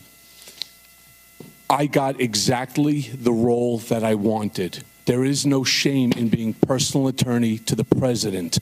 I got exactly what I wanted. I asked Mr. Trump for that job, and he gave it to me. All I'm asking, if I could, and I appreciate it, Mr. Chairman, you're saying that statement from the Southern District of New York attorneys is wrong. I'm saying I didn't write it, and it's not accurate. All right. Thank you. Mr. Welch. Thank you. One of the most significant events in the last presidential campaign, of course, was the dump of emails stolen from the Democratic National Committee, dumped by WikiLeaks. Mr. Cohen, during your opening statement, which was at the height of the election, you testified you were actually meeting with Donald Trump in July 2016 when Roger Stone happened to call and tell Mr. Trump that he had just spoken to Julian Assange. Is that correct? That is correct. All right. And you said that Mr. Assange told Mr. Trump about an upcoming, quoting your opening statement, quote, massive dump of emails that would damage Hillary Clinton's campaign. Wow. So I want to ask you about Roger Stone's phone call to the president. First of all, was that on speakerphone? Is that what you indicated? Yes. So Mr. Trump has a black speakerphone that sits on his desk. He uses it quite often because with all the number of phone calls he gets. Now, in January of this year, 2019, the New York Times asked President Trump if he ever spoke to Roger Stone about these stolen emails, and President Trump answered, and I quote, "No, I didn't. I never did." Was that statement by President Trump true? No, it's not accurate. And can you please describe for us, to the best of your recollection, you were present, exactly what Mr. Stone said to Mr. Trump? It was a short conversation, and he said, "Mr. Trump, I just want to let you know that I just got off the phone with Julian Assange, and in a couple of days, there's going to be a massive dump of emails that's going to severely hurt the Clinton campaign." And was Mr. Trump and Mr. Stone aware of where those emails came from? That I'm not aware of. Did Mr. Trump ever suggest then or later to call the FBI to report this breach? He never expressed that to me. Did the president at that time or ever since, in your knowledge, indicate an awareness that this conduct was wrong? No. The reason I ask is because on July 22nd, on the eve of the Democratic Convention, WikiLeaks published, as you know, the 20,000 leaked internal DNC emails. Could your meeting with Mr. Trump have been before that date? Yes. So Mr. Trump was aware of the upcoming dump before it actually happened? Yes. Right. And is there any record? Though, sir, I don't know whether he knew or not, and I don't believe he did, what the sum and substance of the dump was going to be, only that there was going to be a dump of emails. And he was aware of that before the dump occurred, correct? Yes, sir. All right. And are there any records that would corroborate the day of this meeting, calendars perhaps? I'm not in possession, but I believe, again, this is part of the special counsel, and they probably best suited to corroborate that information. Was anyone else present in the room during the call? I don't recall for this one, no, sir. Is there anyone else the committee should talk to about the president's knowledge of the WikiLeaks email dump? Well, again, when he called, Ronograph yelled out to Mr. Trump, "Roger's on line 1, which was regular practice. And that's his assistant? That's his, yes. All right. And during a news conference on July 27th, 2016, then candidate Trump publicly appealed to Russia to hack Hillary Clinton's emails and make them public. He stated, and I quote, "Russia, if you're listening, I hope you're able to find the 30,000 emails that are missing." Now, going back to Mr. Stone's phone call to the president, do you recall if Mr. Trump had knowledge of the WikiLeaks dump at the time of his direct appeal to Russia? I am not. But the call with Mr. Stone, you believe, was before Yes. this 27th? Yes, I'm sorry. If you're, I thought you were talking about a different set of documents that got dumped. So I was in Mr. Trump's office, it was either July 18th or 19th, and yes, he went ahead. I don't know if the 35,000 or 30,000 emails was what he was referring to, but he certainly had knowledge. All right, thank you. Just Yes, one sir. last question. Mr. Raskin had been asking you some questions, and one of the things in your answer was that Mr. Pecker expended other monies to protect Mr. Trump. Can you elaborate on what some of those other activities were? Sure. There was the story about Mr. Trump having a love child with an employee, and actually the husband of that employee works for the company as well. And there was a elevator operator who claims that he overheard the conversation taking place between one of Mr. Trump's other executives and somebody, and he ended up paying like $15,000 in order to buy that story to find out whether it was true or not.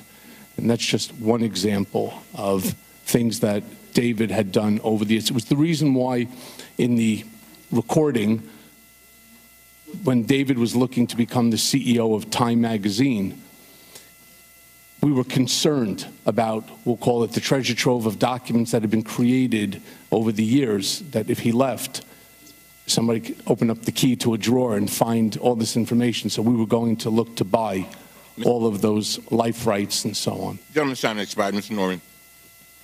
Mr. Cohen, thank you for testifying. I join Congressman Higgins in feeling for your family. They have no part in this. You know, I've heard all the testimony, and I'm trying to decide what Clay's trying to decide. Are you really sorry for what you did, or you just got caught? And the thing that amazed me is that in your opening statement, which, let me quote, last fall, I pled guilty in federal court to felonies for the benefit of, at the direction of, and in coordination with individual one. Was that President? Yes, sir. Okay. Your crimes were of your own to benefit yourself. Some of them, yes. No, go through all the ones with the real estate, with the banks. On your HELOC loan, you failed to disclose more than $20 million in debt. You failed to disclose $70,000 in monthly payments. On your $14 million line of credit, you failed to disclose that you had drawn on that. So this was all for yourself. This wasn't for the benefit of President Trump. This was to benefit Michael Cohen. So that's my question. Did you just get caught? And you worked for this man for 10 years, Mr. Cohen. You came in here with these. He's a con man. He's a cheat. This is the very man that, didn't you wiretap him illegally? Did you not wiretap President Trump without his knowledge? I did record Mr. Trump in a conversation, yes. Is that lawyer-client privilege? Is that something that an honest guy would do, an honest lawyer? I actually never thought that this was going to be happening and that recording even existed. I had forgotten. But you did it. Yes, I did. Have you ever... I had a reason for doing it. What was your reason? Because I knew he wasn't going to pay that money, and David Pecker had already chewed me out on multiple occasions regarding other monies that he expended.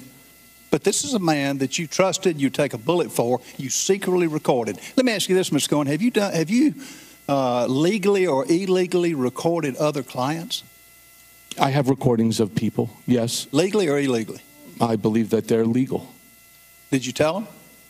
In New York State, you don't have to do that. So you didn't tell them? No, I did not. Okay. Sometimes I also use the recordings for contemporaneous note-taking instead of writing it down. I find it easier. If the shoe were reversed, would you like your trusted lawyer recording you? I probably would not, no. No, sir. It's untrustworthy. It's something people just would not do. Now, your bank loans that I just ran down, did you ever default on any of these loans? No, sir. So the bank didn't take any loss? No bank has. I am not in default. I've never filed a bankruptcy. The HELOC you're referring to, I replaced that from a different HELOC. Paid it off. I owe no banks any money. How about your medallion taxi cab? Did you have to sell that? Well, the ones in Chicago, yes, I do have to sell. However, New York, the answer is no, I don't. And the industry is going through a major correction because of ride sharing. It's changed a lot of things. The value of it has? Yes, sir. Right. So no bank, would the banks make you a loan again based on your record? Actually, they did. They did. The bank actually redid and they refinanced the entire package. Currently? Post this, yes. Okay. Have they never had to do a loan loss reserve for the projected losses? I don't know what they did, but it's still the same amount. I didn't get the benefit of it, no, sir.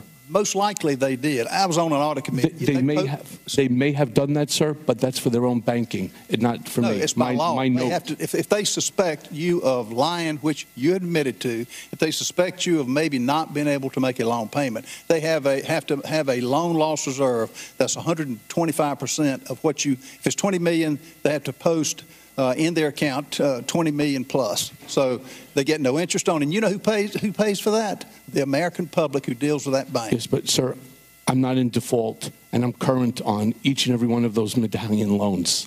And I've never owed any money to First Republic Bank. In fact, at the time that I had the HELOC, I had more cash sitting in that same bank than the HELOC and my mortgage combined. Have you ever been to Prague?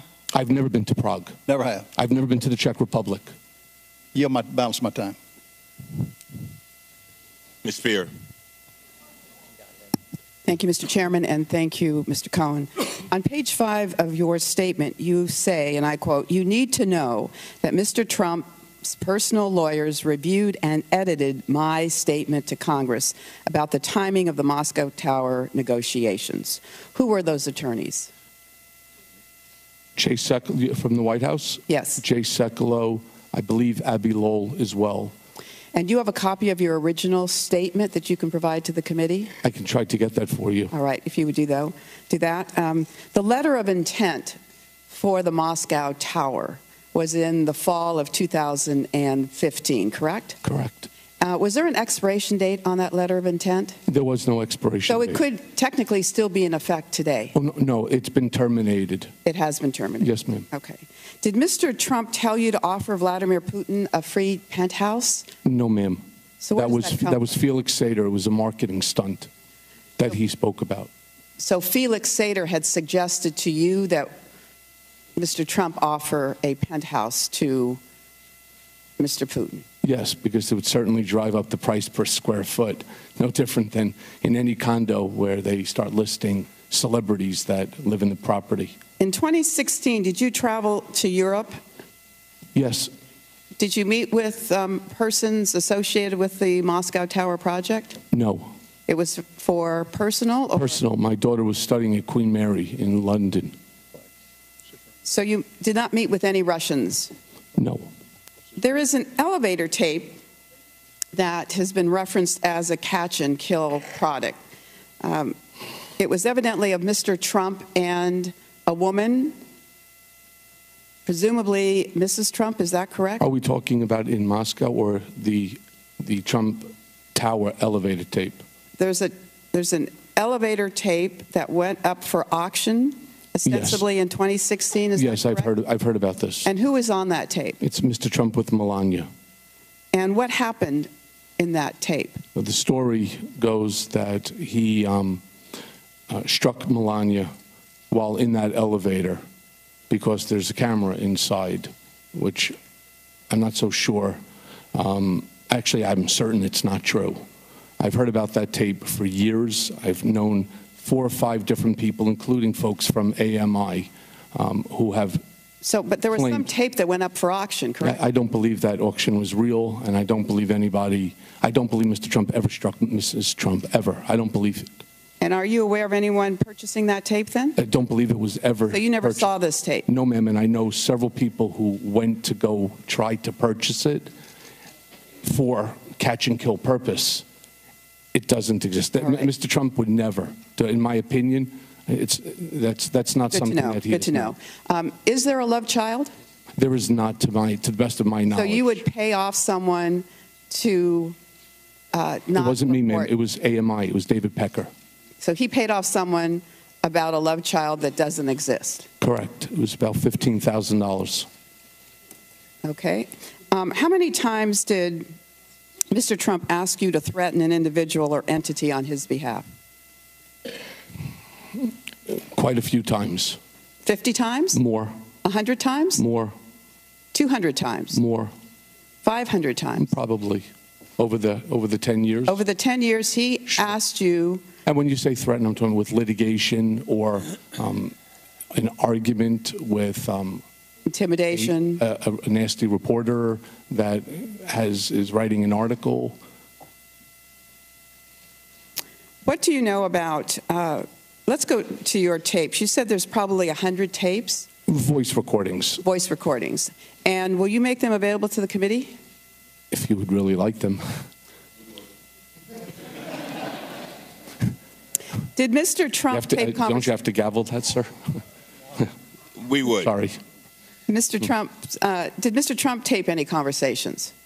Not that I'm aware of, no. Were you involved in the $25 million settlement to Trump University? I had a role in that, yes. Who paid the settlement? I believe it was Mr. Trump. I don't know the answer to that. You don't know the answer, but you were involved in the Yes, in a different aspect. There's some reference to a businessman in Kansas being involved in that. Are you familiar with that? I'm not familiar with that, no. All right. Finally, in my 13 seconds left, what do you want your children to know? That I'm sorry for everything, and I'm sorry for the pain that I've caused them. And I wish I can go back in time. Thank you. I yield back. Young lady's time has expired. To the members of the committee, before we go to Ms. Miller, so that you can properly plan. There's a vote apparently coming up in about 10 to 20 minutes. And what we will do is we will recess and we will come back, listen up, 30 minutes after the last vote begins. Got that? Not it ends. 30 minutes after it begins, and we'll do that promptly. All right? All right, Ms. Miller.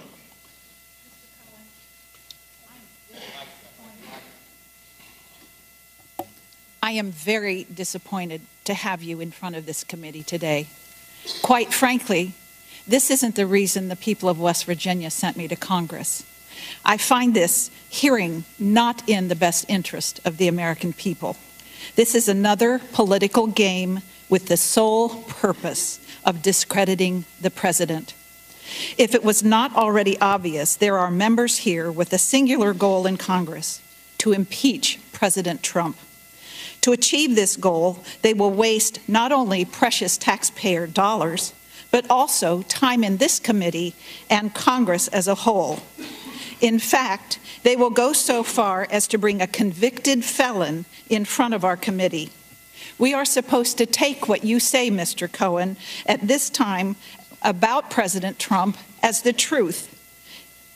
But you're about to go to prison for lying. How can we believe anything you say? The answer is we can't. This begs the question, why are those in the majority holding this hearing? I am appalled. We could be focused on actual issues that are facing America, like border security, neonatal abstinence syndrome, or improving our nation's crumbling infrastructure.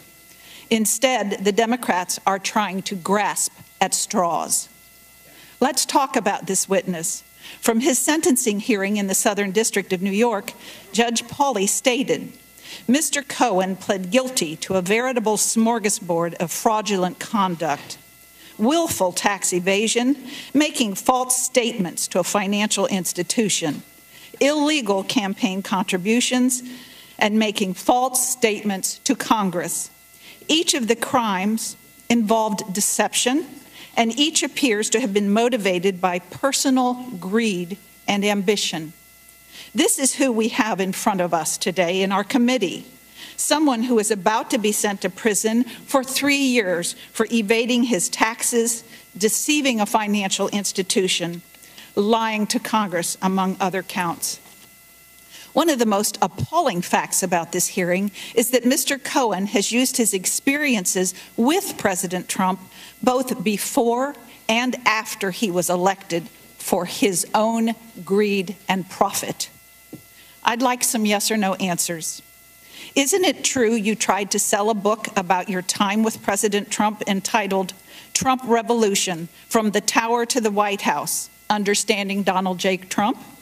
Yes, that happened early on when I was still even part, I believe, of the RNC. And this book deal, which you had with Hatchet Books, was worth around $500,000. Isn't that correct? No more, ma'am. How much more? I think it was about $750,000. Wow. Mr. Cohen, I did turn it down.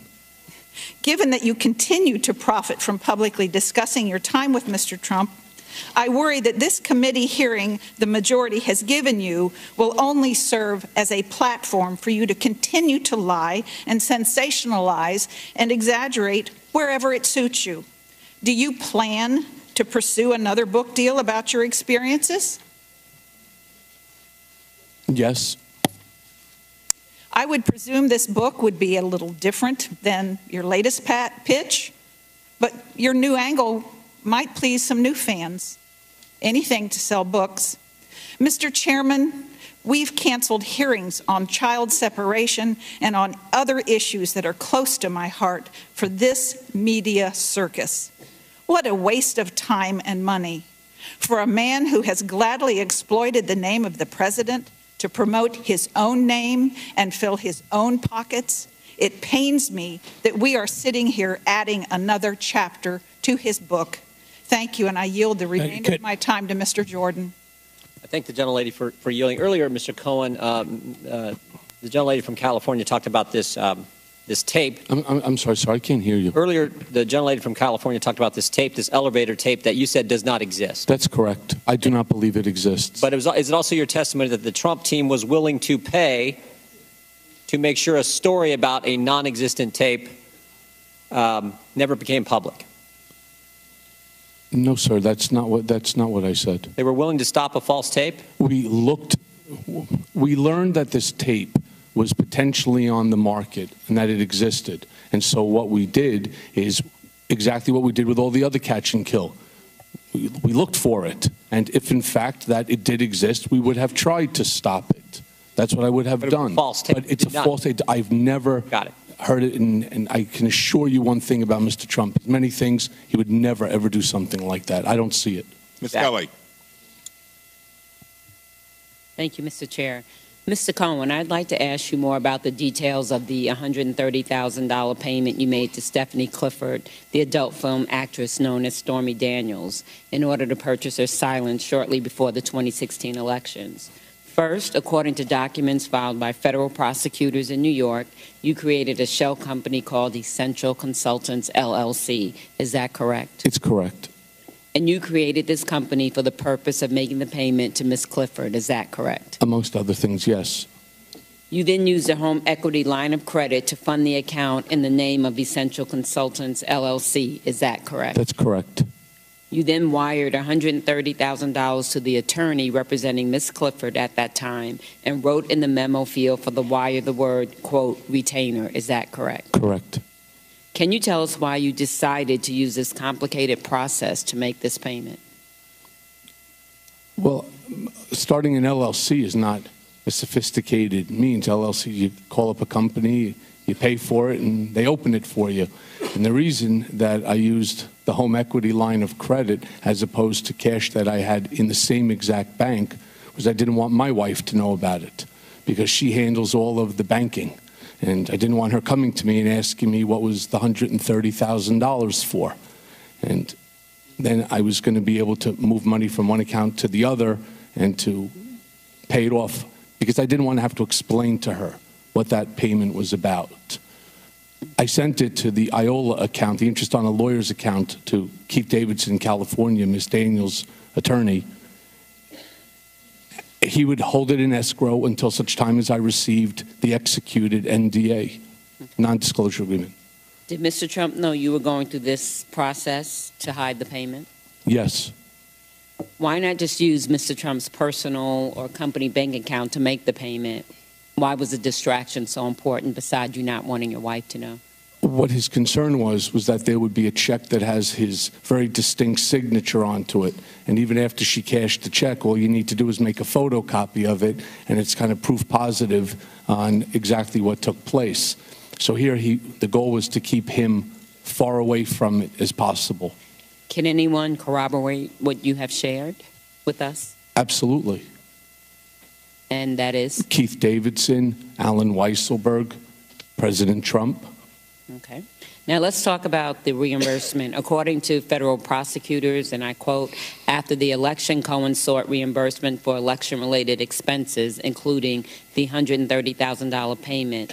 Prosecutors stated that you, and I quote, presented an executive of the company with a copy of a bank statement reflecting the $130,000 wire transfer. Is that accurate? That is accurate. Do you still have a copy of that bank statement? Yes, it's actually made part of the exhibit. Okay, so you will provide it to the committee? Yes, ma'am. According to federal prosecutors, executives at the company then, and I quote, agreed to reimburse Cohen by adding $130,000 and $50,000, grossing up that amount to $360,000 for tax purposes, and adding a $60,000 bonus such that Cohen would be paid $420,000 in total. Executives of the company decided to pay the $420,000 in monthly installments of $35,000 over the course of a year. Is that accurate? That is accurate. What was the purpose of grossing up the amounts, essentially doubling what you had paid to Miss Clifford and others? Because if you pay $130,000 and you live in New York where you have a 50% tax bracket, in order to get you $130 back, you have to have $260. Otherwise, if he gave me back $130, I'd be out $65,000. What was the purpose of spreading the reimbursements to you over the 12 monthly installments? That was in order to hide what the payment was. I obviously wanted the money in one shot. I would have preferred it that way. But in order to be able to put it onto the books, Alan Weisselberg made the decision that it should be paid over the 12 months so that it would look like a retainer. And did Mr. Trump know about this reimbursement method? Oh, he knew about everything, yes. Okay. Well, thank you, Mr. Cohen. So the president not only knew about the payments, he knew and helped to hide the payments and the reimbursements to you. Yeah, we discussed it. Everything had to go through Mr. Trump, and it had to be approved by Mr. Trump. And now you're going to prison, and he's... And I am going to prison, yes, ma'am. I yield back. If I... Thank you, Mr. Chairman. Earlier, you... Yes, I yield my time. Oh, she did. Earlier you'd said, I'm assuming New York's a one-party consent state. One person can record the other one without it being illegal. Correct. But you also were a member of the New York Bar? I was, yes. How would you rate recording clients in the ethical realm of being a lawyer? I know it's not illegal, and I'm not asking if it's illegal. I'm asking if it's ethical. I don't know. That we'd have to leave the judgment of the Bar Association. So... Well, I think every other lawyer in here knows exactly where it is in the ethical standard. When you said you had 100 tapes, were any of those tapes of other clients? Yes. And I think this is pretty amazing. I really do. Did any of them waive privilege? No. So 5 minutes ago, in the middle of our hearing on oversight, you just immediately responded that you would hand over tapes to this committee without any of your previous clients waiving privilege. I'm not the only one in possession of those documents. Those documents are in the hands of all of the whoever else is in already. charge of those documents is not my concern. My concern is I know lawyers that would go to jail before they would violate attorney-client privilege, and in a matter of a second, you just said, absolutely, I will turn those over. Just trying to cooperate, sir. At the expense of clients who have never waived privilege. They're already in the hands, sir, of all of the agencies. I didn't ask people. What law enforcement determines to do with something and what you determine to do with something, client privilege and attorney trust accounts are about the two most sacred things that you can ever do in your entire career as a lawyer. And by the way, sir, in a matter of a second. And the tape with Mr. Trump, completely, that it's out there is because Rudy Giuliani waived the privilege. I'm not talking about Rudy Giuliani. I'm talking about you. And I don't know who's on those tapes. Only you know who is on those tapes. There's 100 of them. The other one is also subject to ongoing. My point is, within a matter of a second, 1 second, you took absolutely no calculation of your role as those clients' counselor, the role that plays in privacy, and in the role that plays in a solemn vow you took when you passed the bar, when you signed on to the bar, until recently were a member of the bar. And you just immediately said, if it helps me out in the today in front of TV, yes, absolutely, Mr. Chairman, you can have that. And I think, and that just goes into what we're going to talk about next briefly. We talk about these indictments on tax fraud and bank fraud as if they are isolated incidents. But they're not isolated incidents of bad judgment. These were intricate, elaborate lies that that needed to be held with constant deceptions of banks, businesses, associates, accountants, potentially your family. You received over $2.4 million in personal loans from Taxi Medallion Company 1. And those were loan payments for a business loan, correct? No, sir. You weren't receiving those. Okay, go ahead. those were payments that were made by the management company that was operating the medallions. To you? To me. So, and those were deposited into your personal account, or in some instances your wife's account? It was deposited into the joint checking account of my wife and I that's located at the base of the building that we reside in. And were those disclosed on your tax returns? They were not disclosed on my tax return. And in fact, when your accountant talked to you about those deposits, you told them you wouldn't pay for a memo that you didn't ask to be done? That's inaccurate. So the that's sentencing court in New York has it wrong? Okay. I don't know what Mr. Getzel wrote, my accountant. There are a series of issues regarding his memo anyway, including the fact he's almost directing me in an earlier memo to commit fraud.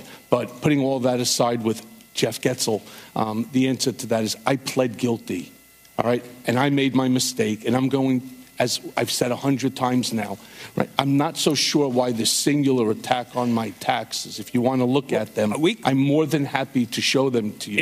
If the chairman will give me 20 minutes, I got plenty of other things to talk about. Every single word that's written all right, I'm going to reclaim my time. Is not 100% accurate. Okay? Well, I'm done. And that's exactly why, when it comes to the credibility, why I asked Mr. Davis, Mr. Monaco, to please let's figure out how. But that's my point with the credibility. So that you understand. These aren't isolated. These are not isolated incidents of attack. These were constant deceptions. Whether it's rolling over a $20 million line of credit to a $14 million credit, you went through great lengths to conceal that from one bank, while at the same time you are reducing your net income to another bank. These aren't things that happened on January 1 of 18, January 1 of 17, January 1 of 15. These are things that were constantly involved on a. My question is, was it exhausting keeping track of all the lies you were telling all these people? The gentleman's time has expired. You may. I don't have an answer for him. I just thank you for continuing the narrative. Thank you, Mr. Chairman. Mr. Cohen, good luck on your road to redemption. Thank you. It's going to be a long way. The opposite of that is perdition, as I remember, and that's particularly hard on your children. So I wish you well, and I wish your family well. Mr. Cohen, as you sort of describe your road to here, Mr. Cooper asked you when the moment was, or moments when you decided you needed to change. It strikes me there is a transition that you have illuminated here. Your period of time, the 10 years working for somebody who you admired as a developer, and then when Charlottesville happened, and quite frankly, when the special counsel called you in, obviously was a key part of it, or you wouldn't be here. But the in-between part I find really interesting and troubling, at least in terms of appearances and confidence that the American people would have in this institution and democracy, quite frankly. So during that period of time, I want to ask you about two specific, if we have enough time. First, the Trump Tower. So you were negotiating for this. As you said, it was to be the tallest building in Europe. In your guilty plea with the special counsel, you quote, say, it quotes, Cohen asked individual one, is that President Trump? Yes. Okay. About the possibility of President Trump traveling to Russia in connection with the Moscow project, and asked a senior campaign official about potential business travel to Russia. When did this conversation happen? Do you recall? Early on in the campaign. And who was the campaign official? Corey Lewandowski. Okay. What did you discuss in this meeting?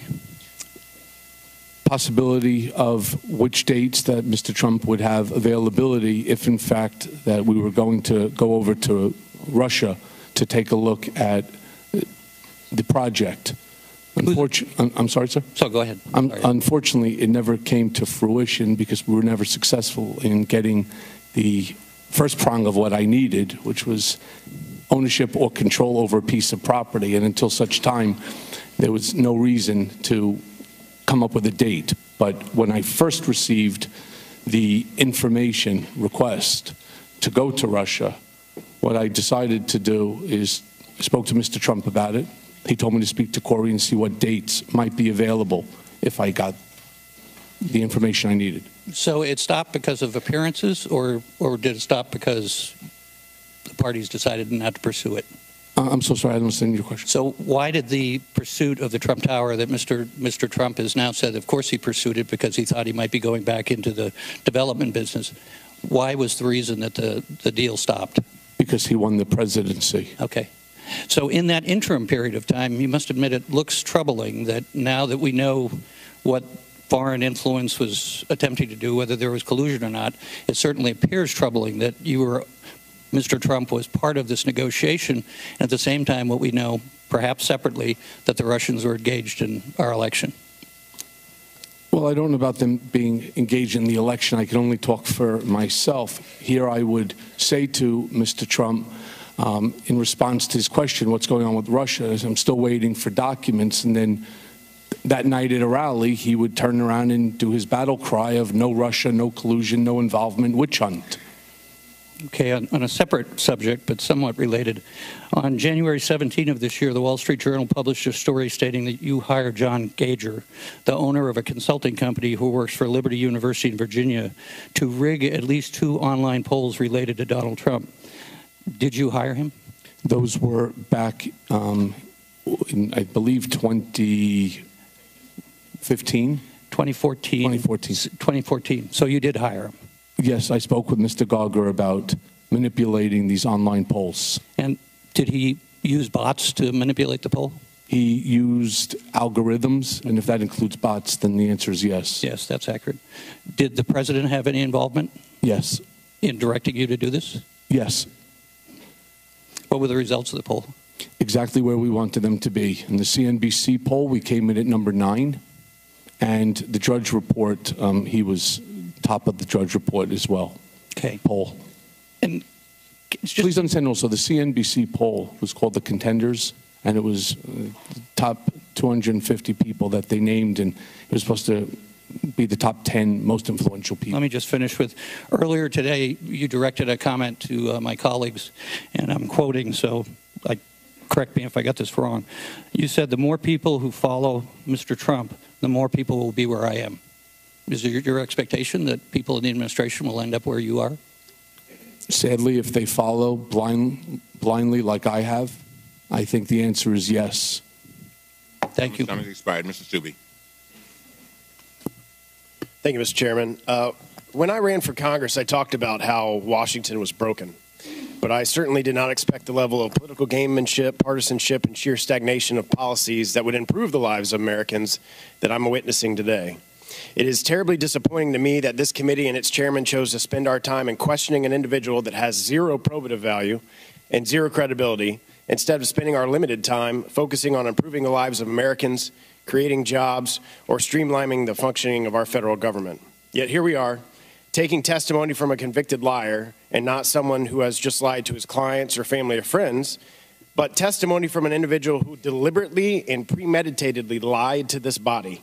He lied to Congress through false statements and written statements. He lied to Congress through his testimony. He then amplified his false statements by releasing and repeating his lies to the public, including the other potential witnesses. Yet now, we on this committee and the American people are expected to believe Mr. Cohen's testimony. I don't know a juror in America that would believe anything Mr. Cohen says given his past actions and lies. Mr. Cohen, you stood before multiple congressional committees before today and raised your right hand and swore an oath to be honest. Is that correct? That is correct. And you lied to those congressional committees. Is that correct? Previously? Correct. Yes, sir. You stated that Trump never directed you to lie to Congress. Is that correct? That's correct. Therefore, you lied to Congress on your own accord and then admitted to lying to Congress. Correct? I've already stated my piece on that. I knew what he wanted me to do. I was staying on party line. But he never directed you to lie to Congress? He did not use those words, no. In your evidence that you provided this committee a mere 2 hours before the hearing started, were payments made to you by Mr. Trump, correct? Amongst other things, yes. Yet other than your testimony here today, there is absolutely no proof that those specific payments were for those specific purposes. Is that correct? It's my testimony that the check that I produced as part of this testimony, the $35,000, and then the second check that's signed by Alan Weisselberg and Don Trump Jr., were 2 checks out of the 11 that were meant for the reimbursement of the hush money payment to Stormy Daniels. So in your testimony on page 13, you claim, and I quote, Mr. Trump directed me to use my own personal funds from a home equity line of credit to avoid any money being tracked back to him that could negatively impact his campaign. Do you have any proof of this direction? Just the payment, sir. So no email? Mr. Trump doesn't have email. So no recording? I do not have recordings, no. No text message? Mr. Trump doesn't text message. So no direction other than your testimony today that that's what the payment was for? And the fact that I paid on his behalf, at his direction, the money to Keith Davidson's IOLA account. You're right, there's no other documentation I have.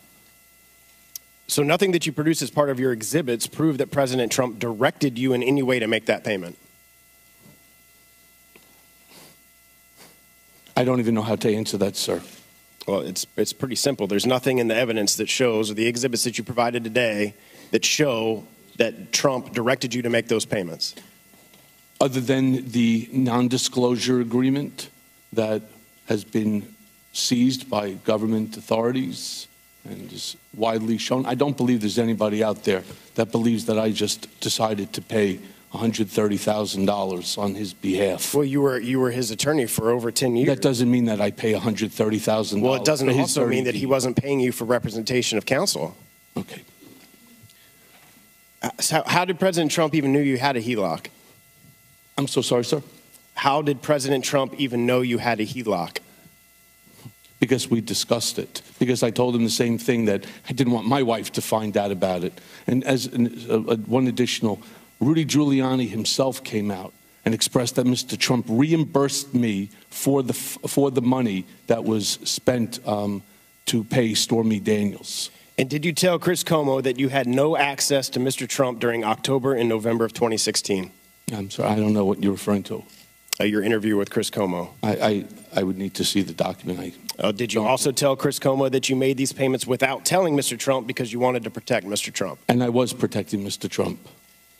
And you told him that you made these payments without telling him? When I said that, if that's what I said to Chris Cuomo, yes, that was my line. And if this unsupported claim was true, then it would be part of an ongoing investigation as evidence of a crime, and the Department of Justice would not let you discuss it during your testimony here today. Is that correct? I don't know. Someone's time has expired. Did you answer? Yes, I did want to say one last thing. Not only did I lie to the American people, I lied to the First Lady. When the President called me and I was sitting in a car with a friend of mine, and he had me speak to her and explain to the First Lady. So the answer is you're not accurate, and I don't feel good about any of this, and this was not my intention. Ms. Lawrence. Sorry. Thank you, Mr. Chairman. I just want to put on the record, as being a Black American and having endured the public comments of racism from the sitting president, as being a Black person, I can only imagine what's being said in private. And to prop up one member of our entire race of Black people and say that that nullifies that is totally insulting. And in this environment of expecting a president to be inclusive and to look at his administration speaks volume. So I have some questions. I want to talk to you about this intimidation of witness. Mr. Cohen, you were initially scheduled to testify before the House Oversight Committee on February the 7th, but your legal team delayed your testimony, quoting ongoing threats against your family from the president and Attorney Giuliani. Is that correct? Yes, ma'am. And then on November 29th, after you admitted that the president's negotiations over a real estate project in Russia continue well through the summer before the 2016 election, President Trump called you, quote, a weak person and accused you of lying. And then on December 16th, after 2018, after you disclosed that it was the president who directed you to arrange hush money payments to Stormy Daniels and Karen McDougal to conceal his extramarital affairs, he called you, the president of the United States, a rat. Mr. Cohen, why do you feel or believe that the president is repeatedly attacking you, you are stating that you feel intimidated, asking us to protect you, following your cooperation with the law enforcement. When you have access to 60+ million people that follow you on social media, and you have the ability within which to spark some action by individuals that follow him, and from his own words that he can walk down Fifth Avenue, shoot someone, and get away with it. It's never comfortable when the President of the United States... What do you think he can do to you? A lot. And it's not just him. It's those people that follow him in his rhetoric. What is a lot? I don't know. I don't walk with my wife if we go to a restaurant or we go somewhere. I don't walk with my children. I make them go before me because I have fear. And it's the same fear that I had before when he initially decided to drop that tweet in my cell phone. I receive some, and I'm sure you'll understand, I receive some tweets, I receive some Facebook Messenger, all sorts of social media attacks upon me, whether it's the private direct message that I've had to turn over to Secret Service because they are the most vile, disgusting statements that anyone can ever receive. And when it starts to affect your children, that's when it really affects you. On January 20th, 2019, Mr. Giuliani called your father-in-law, quote, a criminal, and said that he may have ties to organized crime. Mr. Cohen, do you believe that the president, Mr. Giuliani, publicly targeted your father-in-law as an effort to intimidate you? Can you elaborate? Why is your father-in-law being pulled into this? I don't know the answer to that. My father-in-law was in the clothing business, came to this country because they, in the 1972-73, the expulsion of Jews from the Ukraine. He came here to this country. He worked hard, and he's now enjoying his retirement. Never in my life did I think that Mr. Trump would do something so disgraceful. And he's attacking him because he knows I care about my family. And to hurt me, he's trying to hurt them. Interestingly enough, my father-in-law's biggest investments happen to be in a Trump property. So it just doesn't make any sense to me. I want to be clear, any efforts to prevent a witness from testifying in front of Congress is against the law. I want to be real clear about that. And as the chairman has said, retaliating against witnesses and threatening their families and members is a textbook mob tactic that does not benefit the president of the United States or this country. And I want to be on the record, this hearing is not about discrediting the president. It's about the oath of office that we take as members of Congress to have checks and balances and to meet the laws and the policies of this country to serve. Thank you, and I yield back. Mr. Roy.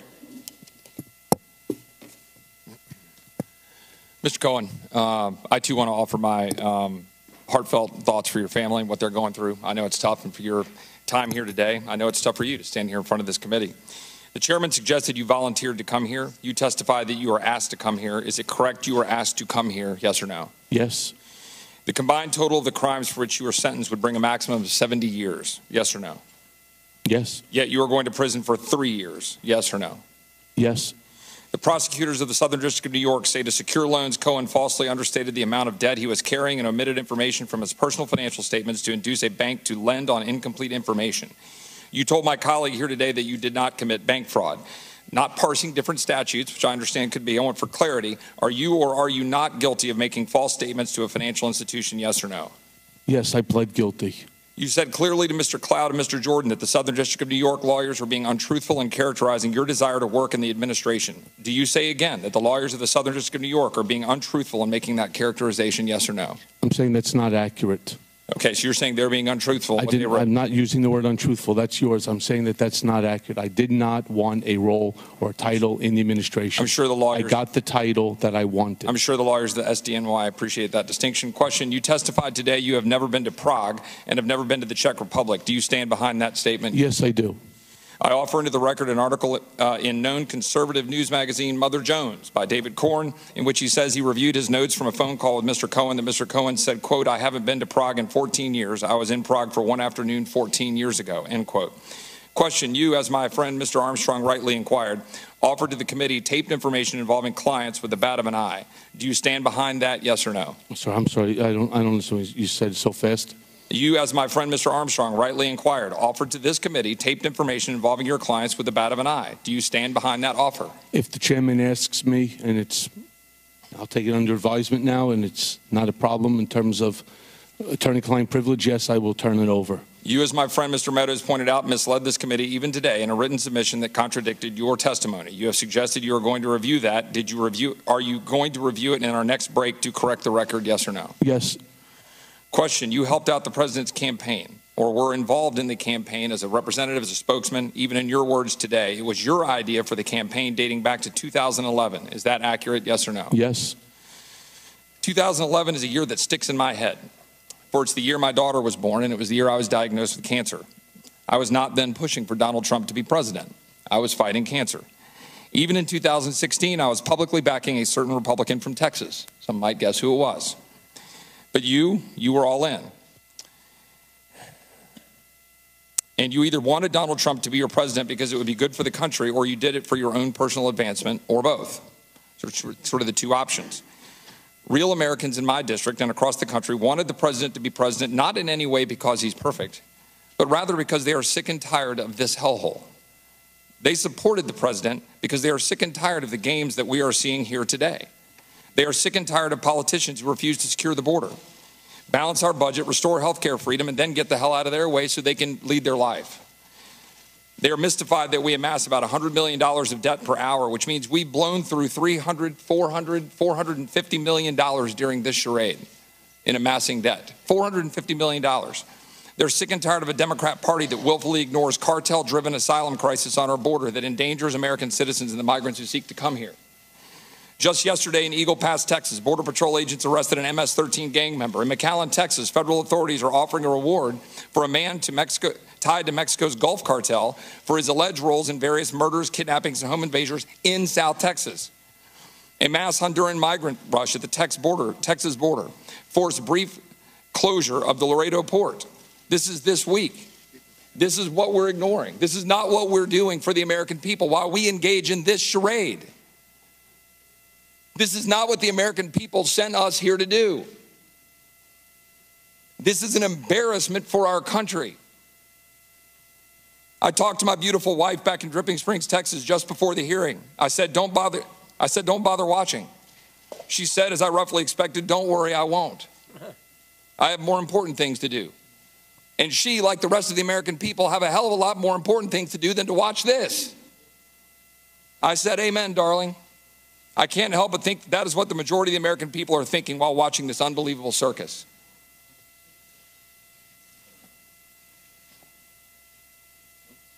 I yield back. Ms. Plaskett. Thank you, Mr. Chairman. I've got a lot to do as well. I've got houses and schools to help rebuild in the Virgin Islands, expansion of voting rights, educational opportunities, criminal justice reform. Thank God the Democratic majority can walk and chew gum at the same time. So we're here with you right now. Mr. Cohen, you learned well in the 10 years that you worked with Donald Trump. What was your position with the GOP in the up to 8 months ago? I was vice chair of the RNC Finance Committee. You were vice chair of the finance of the Republican National Committee, right? Correct. Okay. I do want to say I was a Democrat until Steve Wynn found out I was a Democrat and made me switch parties. That would be a smart thing to do. Said it wasn't right for a Democrat to be the vice chair. Good. Let's get to it. I only have a little bit of time. On behalf of the many members here who have expressed to your family, our apologies to your family. But I want to apologize for the inappropriate comments and tweets that have been made by other members of this body. And as a former prosecutor and as former counsel on House ethics, I think that at the very least there should be a referral to the Ethics Committee of witness intimidation or tampering under USC 1512 of my colleague Matt Gaetz, and it may be possibly him being referred for a criminal prosecution. So I want to put that on the record. On May 2nd, 2018, the president's personal attorney, Rudy Giuliani, who was his personal attorney like you, appeared on Fox News and referred to the president's reimbursement to you for the $130 payment for Stephanie Clifford as part of a retainer. And on May 3rd, 2018, one day after Mr. Giuliani's appearance, the president tweeted, and I quote, "Mr. Cohen, an attorney, received a monthly retainer not from the campaign and having nothing to do with the campaign from which he entered into through reimbursement, a private contract between two parties known as a non-disclosure agreement, or NDA. The Office of Government Ethics, which is the agency which the federal government with responsibility over what the president needs to report publicly about his assets, was puzzled by this, it seems, and they were skeptical that a retainer was actually in place and asked to see the retainer agreement on call of May 8th with the president. The president's personal counsel, Sherry Dillon, replied that she would, and I quote, "not permit OGE staff to read the agreement because it is privileged." Ms. Dillon would not even let OGE staff come to her office to review the retainer agreement. Mr. Cohen, in a court filing made in August of last year, federal prosecutors stated that, quote, "in truth and in fact, there was no such retainer agreement." Mr. Cohen, did you ever have a retainer agreement in place with the president for the payment to Ms. Clifford? No. So was Mr. Giuliani's statement inaccurate? Yes. Was Ms. Dillon's statement about the retainer agreement inaccurate? I'm sorry, Ms. Dillon's statement is? About the retainer agreement. Is it inaccurate? And her statement is what? And her statement to them was, quote, not to permit OGE staff to read the agreement because it is privileged. There was no agreement. And is the president's tweet or his statement accurate? And I'm sorry, one more time. And his statement was, Mr. Cohen, an attorney, received a monthly retainer, not from the campaign and having nothing to do with the campaign, from which he entered in through a reimbursement. That's not accurate. You've mentioned some individuals to my colleague from New York, Ms. Connolly, and also in your testimony about Mr. Weisenberg and other individuals, Ms. Rona. Who are those individuals? Are they with the Trump organization? They are. Are there other people that we should be meeting with? So Alan Weisselberg is the chief financial officer. Uh-huh. You got to quickly give us as many names as you can so we can get to them. Yes, ma'am. As Ms. Rona, what is Ms. Rona's position? Rona Graff is Mr. Trump's executive assistant. And would she be able to corroborate many of the statements that you've made here? Yes, her office is directly next to his, and she's involved in a lot that went on. Okay, Mr. Cohen, when the president's lawyers were having the discussions with the Office of Government Ethics in 2018, did they reach out to you to talk with you about these payments? No, ma'am. And what did you share anything with them otherwise in any other conversation? I do not recall, no.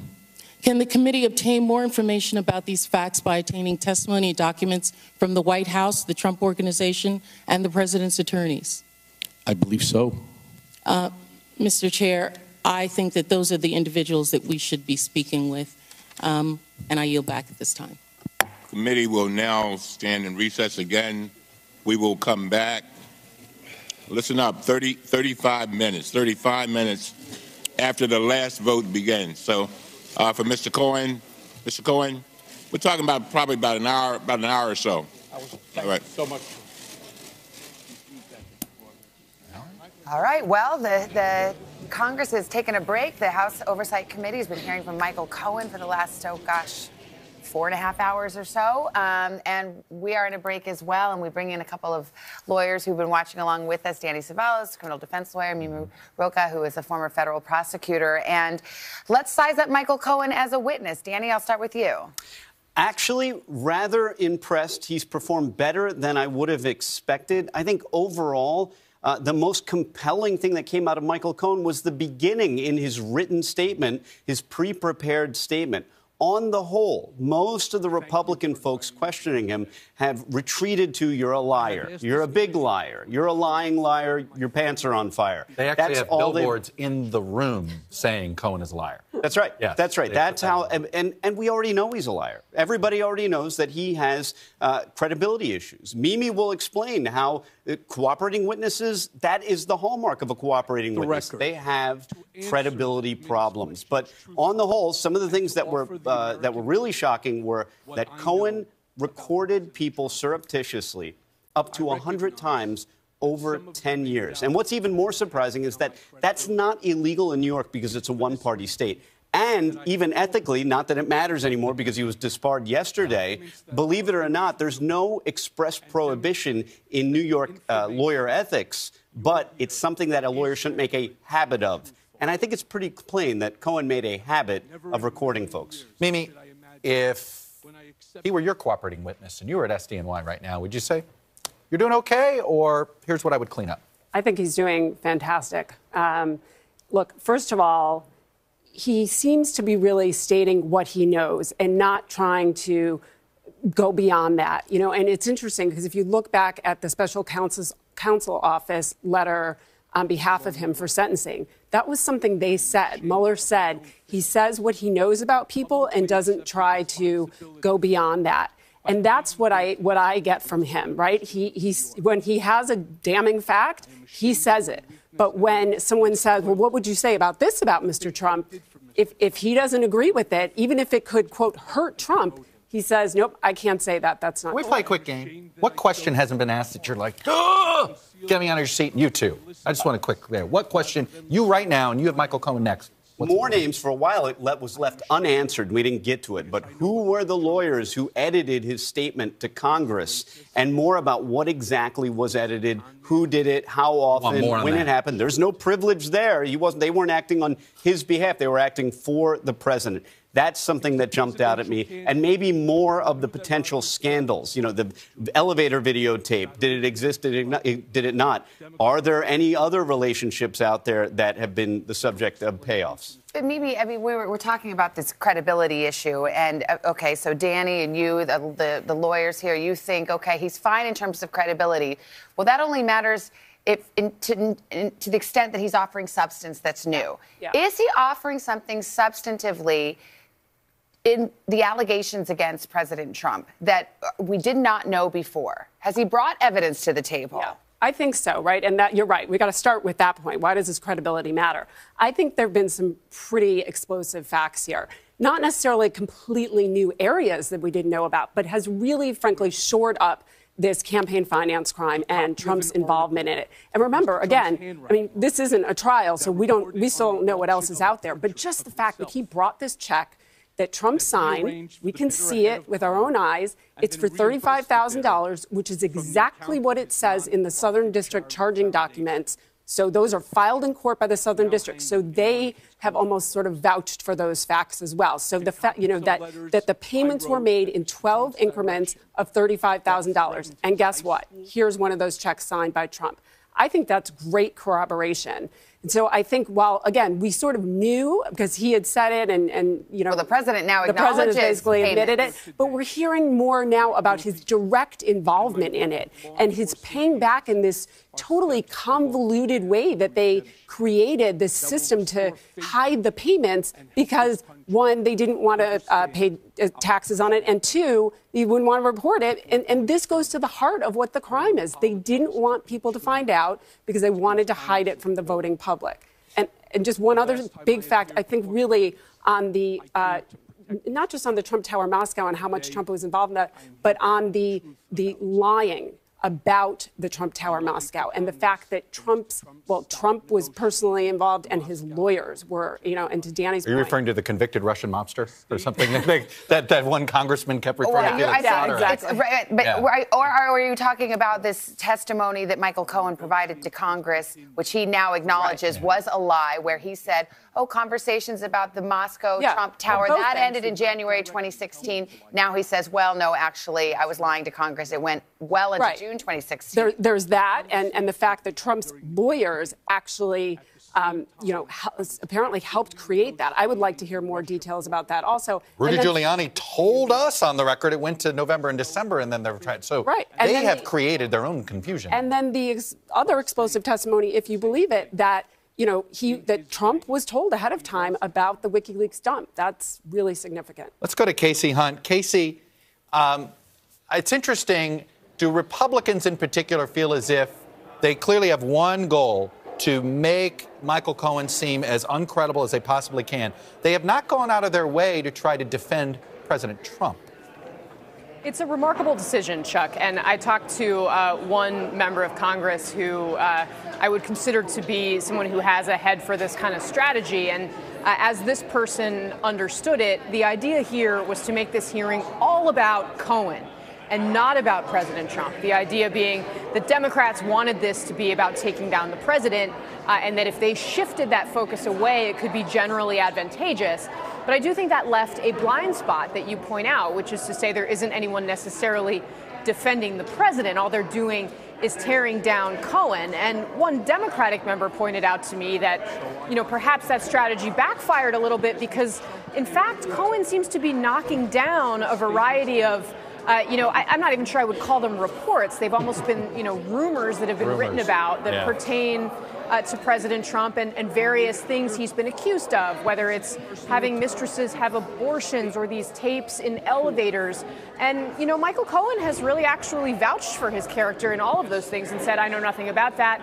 In the case of an alleged tape about that insinuated the president had been violent with his wife, Melania, Michael Cohen said, I do not know him to be the kind of person that would do something like that. So, if they were looking for, ways in which to defend this president with information, Michael Cohen's actually given them a little bit of that. But now all they've done is tear him down. So it leaves them in a little bit of a difficult spot, Chuck. True, but what would it look like if they were to defend the president on substance in this scenario, attacking the credibility of the witness who has these damning allegations against the president is the way they are defending the president? And by and large, most Republicans today did circle the wagons around the president. One of the odder moments that one Congresswoman late there wanted to reference is when Mark Meadows brought out an African-American political appointee of the president to vouch for him that this proves that he's not a racist. It was just it was an odd moment that not a lot of folks are understanding. Well, Michael Cohen made a strategic decision to, among the other allegations that were in this 20-page opening statement, to call the president a racist. And one of the congressmen brought out a woman who apparently works for President Trump in some form or fashion to say she would be willing to say that he's not a racist. But in a lot of ways, that was not the main topic of today's conversation. But it goes to, there's clearly been some coordination in an attempt to try to push back. Let's go to Kristen Welker, the White House. Kristen, we've seen the president dabble on Twitter, whether it's him or Scavino, with a retweet here or retweet there. How does the White House think things are going? Well, the White House so far keep referring us back to the president's tweet, and the president himself referring us back to his tweet, because as you say, Chuck, he's retweeted it, essentially calling Michael Cohen a liar, pointing out the fact that he's been disbarred, trying to make the case that he's lying in order to reduce his prison time, although as you've been reporting and fact-checking, that isn't necessarily how it works, and that's not something that can happen based on his testimony today. But look, talk about a coordinated response. What we are seeing is the president and his allies, not only Republicans there in the hearing room, but outside, really trying to tear away at Cohen's credibility.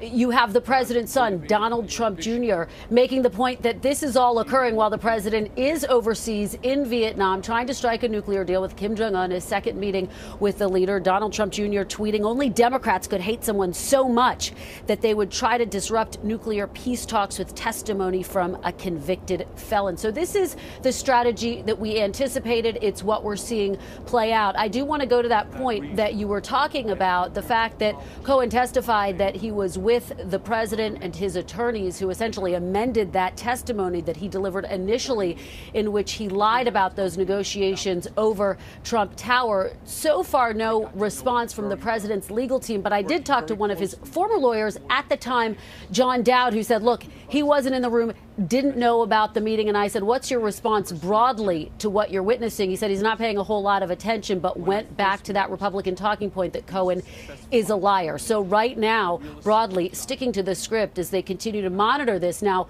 will President Trump be watching this entire testimony? Of course, it's overnight in Vietnam, but he is an avid watcher of TV, so we anticipate that he's been paying attention to at least some of it. Right. Chuck and Savannah. Kristen, thank you. Let's go to Chuck Rosenberg. I think he's with us, former federal prosecutor, former chief of staff at the FBI, to James Comey. So, Chuck, let me zoom you in on this one particular piece of testimony that Michael Cohen gave that says that he was a witness to a conversation where Roger Stone outside advisor to President Trump, called in 2016, in July of 2016, the days before the Democratic National Convention, and said, Stone allegedly said, I just talked to Julian Assange of WikiLeaks, and they're about to dump a bunch of emails. That is the closest piece of information we got, the one that's closest to the heart of this Russian conspiracy collusion investigation that Robert Mueller is conducting. What did you make of it? It's a fascinating piece of testimony, Savannah, and here's why, and it's for different reasons. They may seem like contradictory reasons, but I don't think they are. On one hand, Cohen says that Trump knew about the conversation. Cohen was there when Trump talked to Roger Stone. Roger Stone purportedly relayed his conversation with Assange. So Trump knew that a dump of emails was coming from WikiLeaks. On the other hand, Cohen says, and I think it's quite credible, Cohen does not say that Trump knew that the emails were hacked. Cohen does not say that Trump knew what was in the emails. What you listen for, and you listen very carefully as a federal prosecutor, are cooperating witnesses who go too far, who speculate, or who just try and tell you things that they think you want to hear.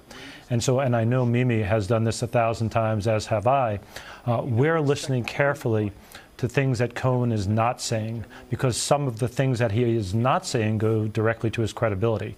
You're right. This conversation that Cohen overheard between Stone and Trump goes right to the central question of the Mueller inquiry, whether there was a conspiracy, collusion, if you will, between the campaign and Trump on one hand and Russia on the other.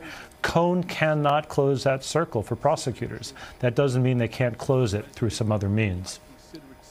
There have been a lot of circles presented today. I think we have a lot of different pieces of the puzzle, and always looming over these kinds of testimony, these hearings on Capitol Hill, is all that we don't know. We don't know what Robert Mueller has. We don't know what the Southern District of New York prosecutors have. And there's legal questions, but Chuck, we'll go into your wheelhouse. Yeah. This is a political hearing that we had today. It's not a legal hearing. And the question is, how will it be received in those terms? Well, the fact of the matter is this is the first unofficial hearing of the impeachment process. Whether you want to call it that or not, that's what history is going to show this at this point. And I think we've seen how this is, we've seen what the battle lines have been drawn for 2019 politically. We've seen how this is not going to be decided where Danny and Mimi reside, in courtrooms. This is going to be decided in either a ballot box or on the floor of the United States Senate. But I do think that what we've at least seen is how they're politically going to try to defend the president, which is they're basically going to put it on everybody else, and he was in isolation. And for now, the president has enough, they have enough lack of evidence, if you will, to at least plausibly keep the president protected. And we saw Republicans trying to shame Democrats for making this their business, having gotten control of the House, winning control of the majority. This is how they choose to spend these I think there's moments. a lot of Democrats that probably are thinking the words Benghazi hearings, and thinking, you know, me doth think everybody protests too much. We'll see how it plays. We're on a break. We're going to wrap our coverage now. Michael Cohen, former confidant, former lawyer to President Trump, then businessman Trump, testifying for several hours today. That testimony continues. Thank you very much for being with us, for all of us. Have a good afternoon. We'll return you now to regular programming.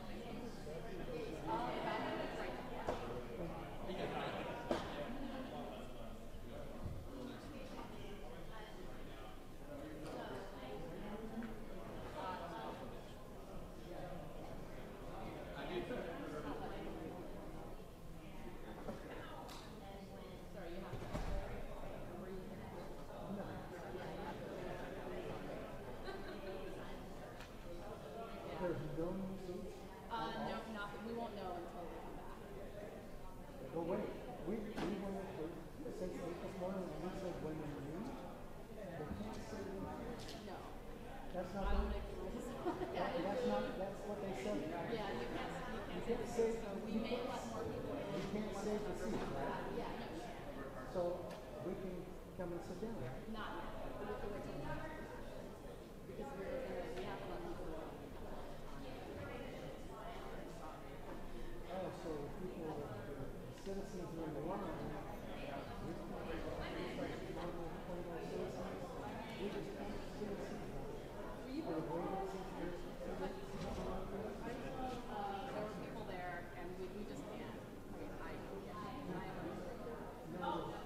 Once they get up, they can come back.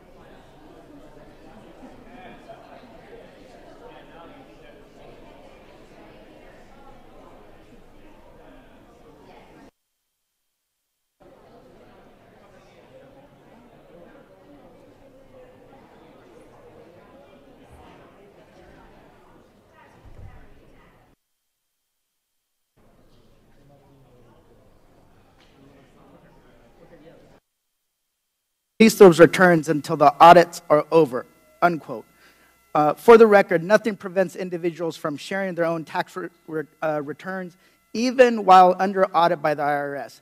Mr. Cohen, do you know whether President Trump's tax returns were really under audit by the IRS in 2016?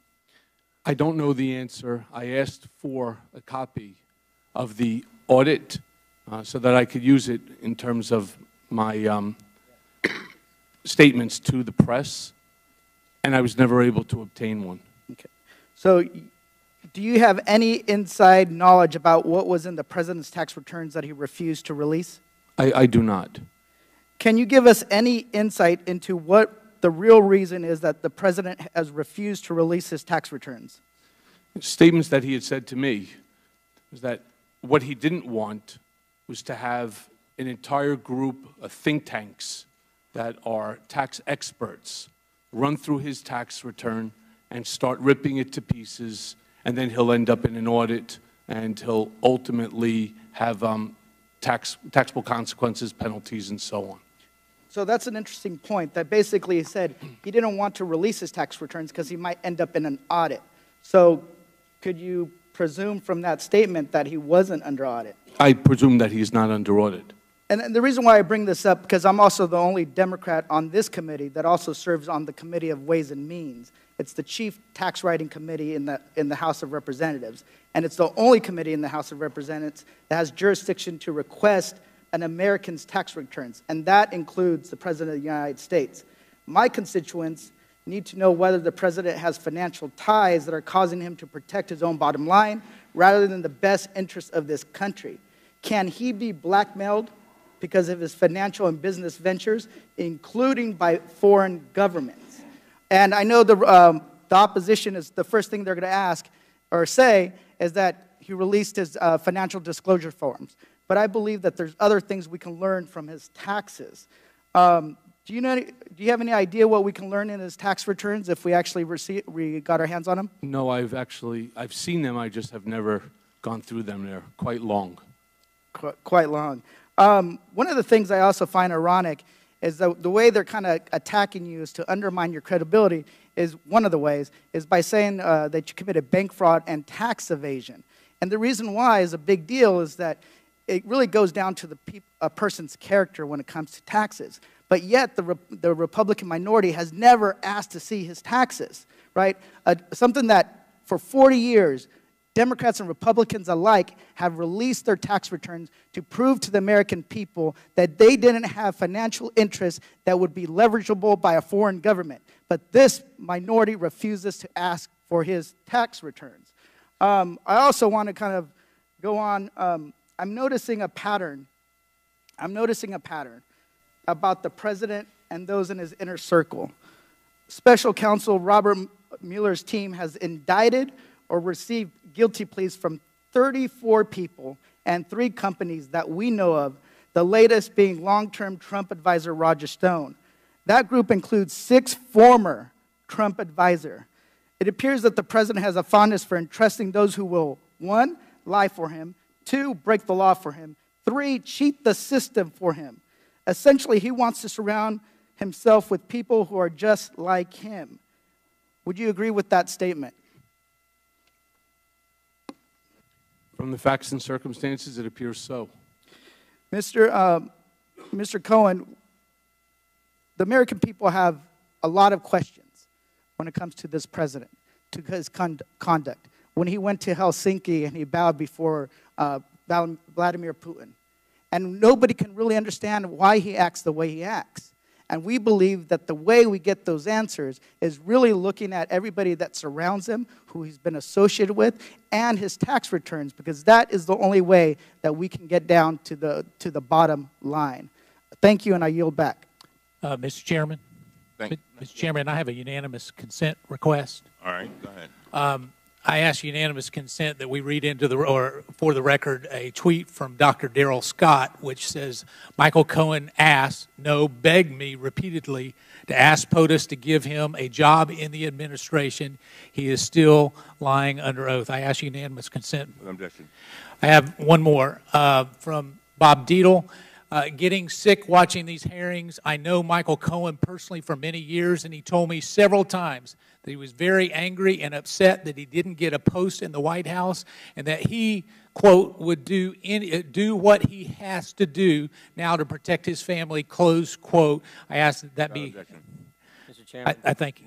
Mr. Chairman, two quick ones. And then if we got other ones, we're going to do you, Mr. Ranking Member, then we'll do the other ones at the end, because I have some things, too, that I want to get in. Go ahead. All right. I ask unanimous consent that an article in Salon magazine written by Stanley Brand, former House counsel to Tip O'Neill, titled the article is Oversight Committee Session with Michael Cohen Looks Like an Illegitimate Show Hearing.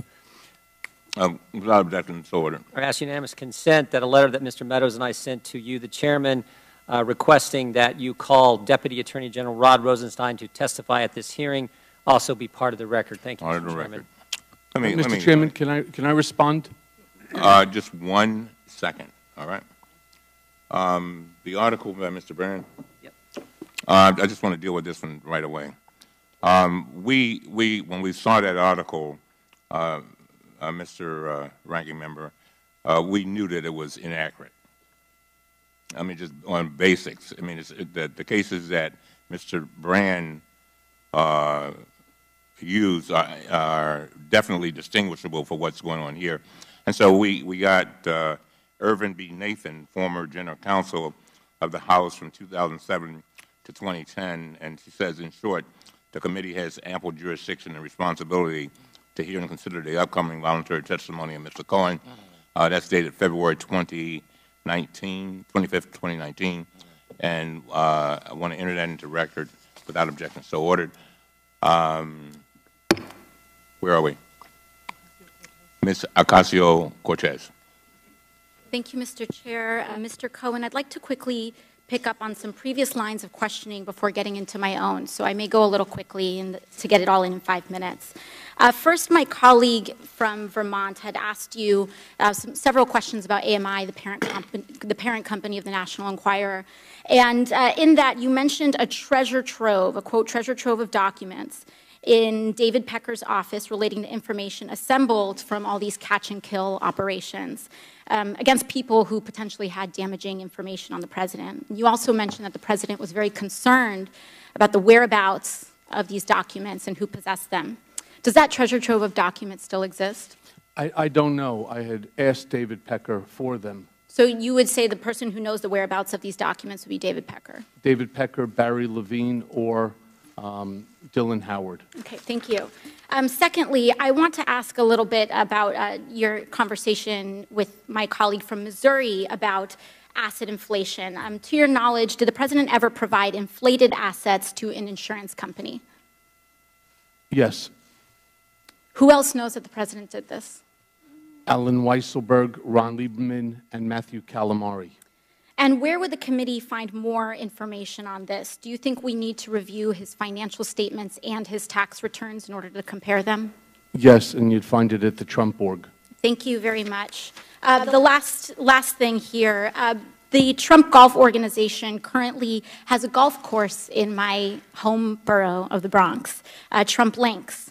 I drive past it every day, going between the Bronx and Queens.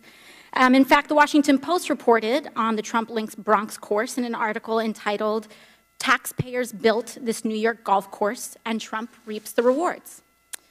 That article is where many New Yorkers and people in the country learned that taxpayers spent $127 million to build Trump Links in a, quote, generous deal, allowing President Trump to keep almost every dollar that flows in on a golf course built with public funds. And this doesn't seem to be the only time the president has benefited at the expense of the public. Mr. Cohen, I want to ask you about your assertion that the president may have improperly devalued his assets to avoid paying taxes. According to an August 21st, 2016 report by the Washington Post, while the president claimed in financial disclosure forms that Trump National Golf Club in Jupiter, Florida, was worth more than $50 million, he had reported otherwise to local tax authorities that the course was worth, quote, no more than $5 million. Mr. Cohen, do you know whether this specific report is accurate? It's Identical to what he did at Trump National Golf Club at Briarcliff Manor. Do you know, to your knowledge, was the president interested in reducing his local real estate bills, tax bills? Yes. And how did he do that? What you do is you deflate the value of the asset, and then you put in a request to the tax department for a deduction. Thank you. Now, in October 2018, the New York Times revealed that, quote, President Trump participated in dubious tax schemes during the 1990s, including instances of outright fraud that greatly increased the fortune he received from his parents. It further stated from Mr. Trump, quote, he also helped formulate a strategy to undervalue his parents' real estate holdings by hundreds of millions of dollars on tax returns, sharply reducing his tax bill when those properties were transferred to him and his siblings. Mr. Cohen, do you know whether that specific report is accurate? I don't. I wasn't there in 1990s. Who would know the answer to those questions? Alan Weisselberg. And would it help for the committee to obtain federal and state tax returns from the president and his company to address that discrepancy? I believe so. Thank you very much. I yield the rest of my time to the chair. Ms. Presley. Thank you, Mr. Chairman. One more time, Mr. Chairman, I just want to thank you for your leadership and the way in which you comport yourself. And I know there are some that would have you believe that the more you say something, the more true it is. But in fact, this committee, thanks to your leadership and our Democratic majority, has been doing the work of the American people. Before this committee alone, we looked at the issue of making Election Day a federal holiday, reducing drug pricing, and pursued subpoenas to reunite families. And just recently, before we returned here, tried to pass a universal background check gun bill. So we are doing the business of the American people, including today. It has been said that the best sunlight is said to be the best of disinfectants. Electric light is the most efficient policeman. Well, let there be light. Because the point of oversight is for us to pursue the trust, to pursue the truth and justice for the American people, to understand if lies, deceit, and corruption are threatening American democracy and indeed our safety. Mr. Chairman, charities should not be abused as personal piggy banks. It is both against the law and extremely unfair to charities that play by the rules. A line of questioning that we have not yet addressed and we've been glaringly absent in tackling is that of the abuses of the Trump Foundation. Now, the President's Charitable Foundation agreed to dissolve in response to an ongoing investigation and lawsuit by the New York Attorney General. The New York Attorney General found what it called, quote, clear and repeated violations of state and federal law, including, quote, repeated and willful self-dealing by the Trump administration. Apologies, by the foundation. If I understand your opening statement correctly, in mid-2013, you arranged for a straw purchaser to bid $60,000 for a portrait of Mr. Trump painted by the artist William Quigley at a charity auction. Is that correct? That's correct. Why would the president want to bid up the price of something that he was ultimately paying for? It's all about ego. How was it paid for? I believe it was paid for by a check from the trust. And abuse, and again, you know, this is not a partisan pursuit here. I think ultimately what we're demonstrating is patriotism. This is about what is right and just for the American people. Did the straw purchaser purchase the painting and then the foundation funds reimburse the straw purchaser? Can you explain the mechanics of that payment?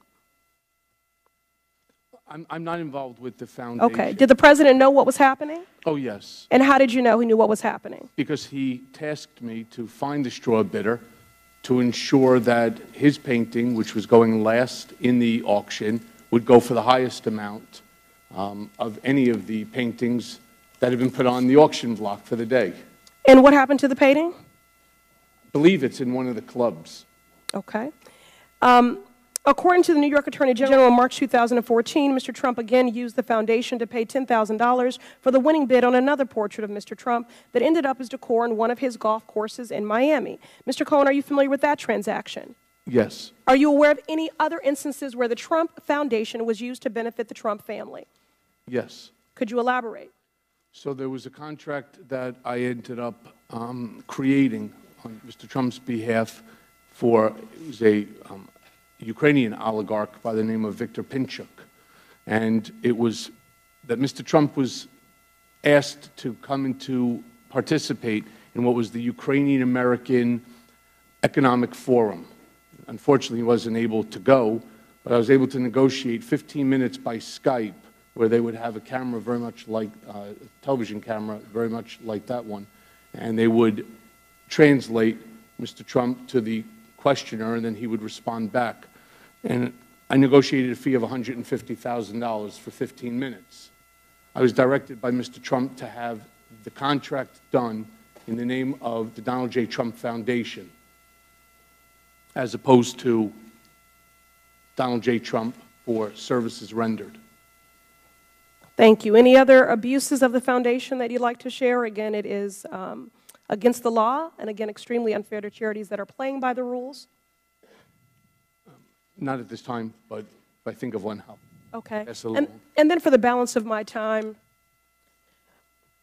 would you agree that someone could deny rental units to African Americans, lead the birther movement, refer to the diaspora as shithole countries, and refer to white supremacists as fine people, have a black friend, and still be racist? Yes. I agree. Young lady's time is expired. You may answer the question. I did, yes. Okay. Mr. Chairman, I have two unanimous consent. Since we're finishing up, before we get done, I want to go ahead and. Okay, just give me 1 second. I just wanted Yes, sir. I wanted to get to Ms. Tlaib, and then I'll come to you. Okay, Ms. Tlaib. I mean, they've been waiting here all day. Ms. Tlaib. Thank you, Mr. Chairman. Thank you, all of you, for centering this committee on our sole purpose is exposing the truth. And some of my colleagues can't handle the truth, and this is unfortunate because it's the center of what is protecting our country right now. The people at home are frustrated, Mr. Cohen, and they want criminal schemes to stop, especially those from the Oval Office. Mr. Cohen, I am upset and know that my residents feel the same way, that a man you worked for the past 10 years is using the most powerful position in the world to hurt our country solely for personal gain. We are upset that some of our colleagues here are so disconnected of what it means to have this President of the United States sending checks to cover bribe payments, not hush payments, bribe payments you made on his behalf. One in 2017 of March, and another August 2017 after he was sworn in as president. They are upset that while my colleagues are trying to discredit your testimony by some of your own unlawful acts and lies, that they are disconnected with the fact that you were the personal lawyer for this President of the United States, that this President chose you as his legal counsel. My stance has always been the same, Mr. Chairman, based on the facts, not on future reports that we're all waiting on. My residents back home don't need a collusion cause with a foreign government to know this President, Individual One, has disregarded the law of the land, the United States Constitution, and that he has misused his pardon powers. In the sentencing memo, Mr. Cohen, filed by the federal prosecutors in New York in December of last year, they stated, quote, in particular, and as Cohen himself has now admitted with respect to both payments, he acted in coordination with and at the direction of Individual One. Mr. Cohen, as you know, President Donald J. Trump brand comes first, not the American people. Based on what you know now, based on what we know now, is that Individual One used his money, businesses, and platform to enrich himself, his brand, and then the process directed you, Mr. Cohen, to commit multiple felonies, and you covered it up, correct? That's correct. You called it protecting his brand, correct? And him as well.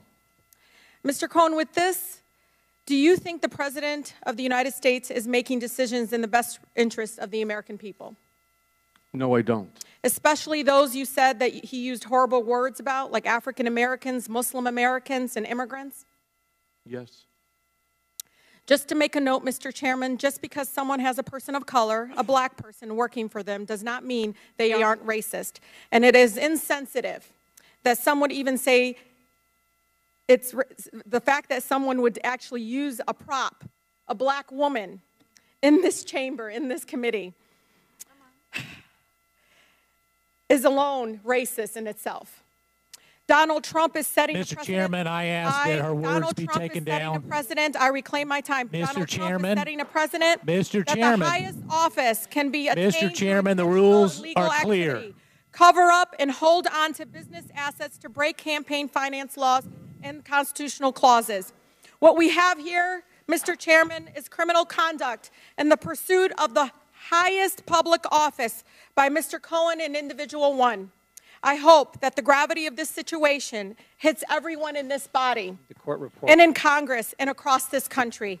Thank you, Mr. Chairman. I yield the rest of my time. Mr. Chairman, I ask that her words, when she's referring to an individual member of this body, be taken down and stricken from the record. I'm sure she didn't intend to do this, but if anyone knows my record as it relates, it should be you, Mr. Chairman. Chairman, I would like to... Hold on. I want the words read back. No. We want to know exactly what she said me. about a colleague. Excuse me. Would you like to rephrase that statement, Ms. Tlaib? Thank you, Mr. Chairman. I can actually read it from here. Just to make a note, Mr. Chairman, that just because someone has a person of color, a black person working for them, does not mean they are racist. And it is insensitive that someone would even say racist, say it is racist in itself, and to use a black woman as a prop to prove it otherwise. And I can submit this for the record. If a colleague is thinking that that's what I'm saying, I'm just saying that's what I believe to have happened. And if, as a person of color in this committee, that's how I felt at that moment, and I wanted to express that. But I am not calling the gentleman, Mr. Meadows, a racist for doing so. I'm saying that in itself, it is a racist act. Well, I hope not, Mr. Chairman, because I need to be clear on this particular... Mr. Chairman... Mr. Meadows, wait a minute. I've defended you Mr. Meadows, with false accusations. Mr. Meadows, I'm the chair. Yes, sir, you are. Thank you. Right. I will clear this up. Now, Ms. Tlaib, I want to make sure I understand. You were not intending to call Mr. Meadows a racist, is that right? No, Mr. Chairman, I do not call Mr. Meadows a racist. I am trying, as a person of color, Mr. Chairman, just to express myself and how I felt at that moment. And so, just for the record, that's what was my intention. All right. All right. Mr. Meadows. Mr. Chairman, there's nothing more personal to me than my relationship. My nieces and nephews are people of color. Not many people know that. You know that, Mr. Chairman. And to indicate that I asked someone who is a personal friend of the Trump family, who has worked for him, who knows this particular individual, that she's coming in to be a prop, it's racist to suggest that I asked her to come in here for that reason. Mr. President, the President's own person, she's a family member. She loves this family. She came in because she felt like the President of the United States was getting falsely accused. And Mr. Chairman, you and I have a personal relationship that's not based on color. And to even go down this direction is wrong, Mr. Chairman. First of all, I want to thank the gentleman for what you have stated. If there's anyone who is sensitive with regard to race, it's me. Son of former sharecroppers that were basically slaves. So I get it. I listened very carefully to Ms. Tlaib, and I think, and I'm not going to put words in her mouth, but I think she said that she was not calling you a racist. And I thought that we could clarify that. Because, Mr. Meadows, you know, and of all the people on this committee, I've said it and got in trouble for it, that you're one of my best friends. I know that shocks a lot of people. And likewise, Mr. Chairman. But you are. And I could see and feel your pain. I feel it. And so, and I don't think Ms. Tlaib intended to cause you that kind of pain and that kind of frustration. Did you have a statement, Ms. Tlaib? I'm going to yield to you. We No, need to thank you, straighten this Mr. up. Chairman, and to my colleague, Mr. Meadows, that was not my intention, and I do apologize if that's what it sounded like, but I said someone in general. And as everybody knows in this chamber, I'm pretty direct, so if I wanted to say that, I would have, but that's not what I said. And thank you, Mr. Chairman, for allowing me to clarify, but again, I said someone. And again, I was not referring to you at all as a racist. Well, I thank the gentlewoman for her comments. I thank the chairman for working to clarify this, and I appreciate the chairman's intervening. Now, to the gentleman, first of all, thank you for allowing us to resolve that. The gentleman had asked a little bit earlier. I will withdraw my request. Oh, you don't want to do the unanimous consent? I need the unanimous consent, but I think I need to officially withdraw my request that it be stricken from. Go on, withdraw it. You did it? I did. All right, sounds good. Now, I will recognize you for your unanimous consent. I think you want to put in the record some documents. Yeah, thank you, Mr. Chairman. I ask unanimous consent that we put forth in the record the Vanity Fair article, which indicates that Michael Cohen must be the most gifted consultant in America, outlining his insights into government, health care, and policy and real estate, suggesting that it's not a real company, but and just like he's not a lawyer. Without objection, so ordered. Thank you. I ask unanimous consent that the LA Times article of July 16, 2018 actually be put in the record, which outlines the $1.2 million payment and their misgivings thereafter. Without objection, so ordered. Any other unanimous consent requests? Size. Size. Thank you, Mr. Chairman. I ask unanimous consent to make the February 9th, 2019 Washington Post profile of Michael Cohen, titled Michael Cohen's Secret Agenda, part of the record. This story shows Cohen to be a selfish manipulator who is all about himself. It even has a false anecdote about how he once claimed to deliver his own son, his own baby. Without objection, so ordered. Thank you, Mr. Chairman. I ask unanimous consent to make the May 9th, 2018 Washington Post article, South Korean firm paid Michael Cohen $150,000 as it sought contract from U.S. government as part of the record.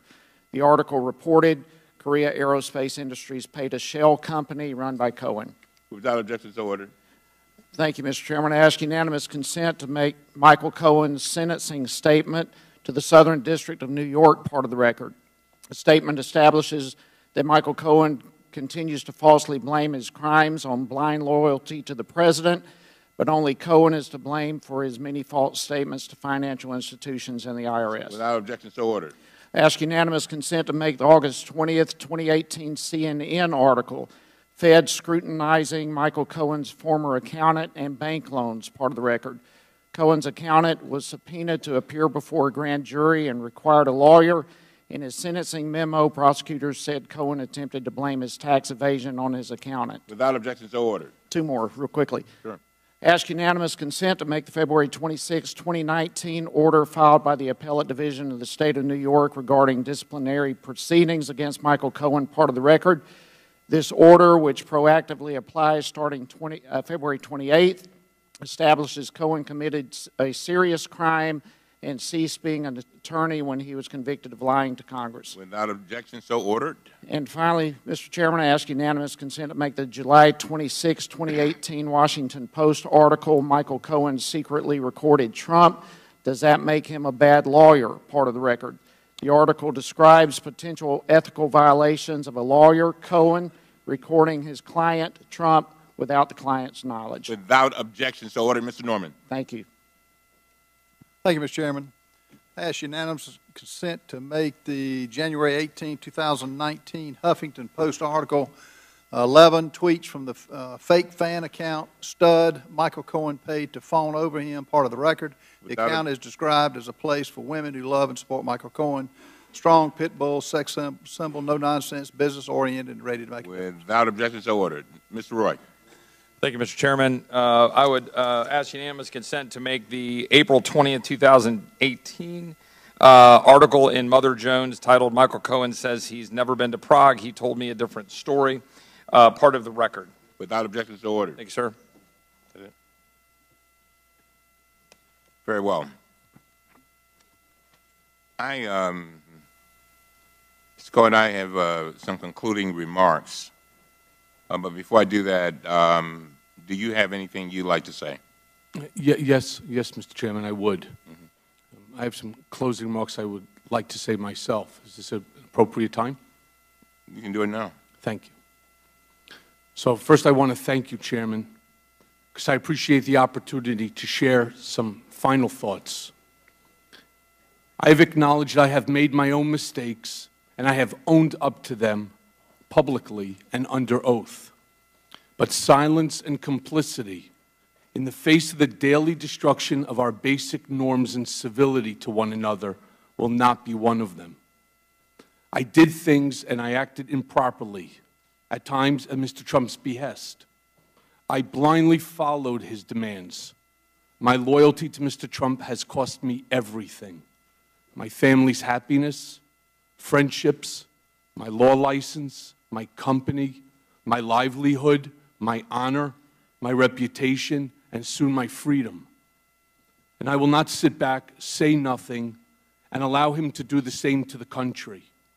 Indeed, given my experience working for Mr. Trump, I fear that if he loses the election in 2020, that there will never be a peaceful transition of power.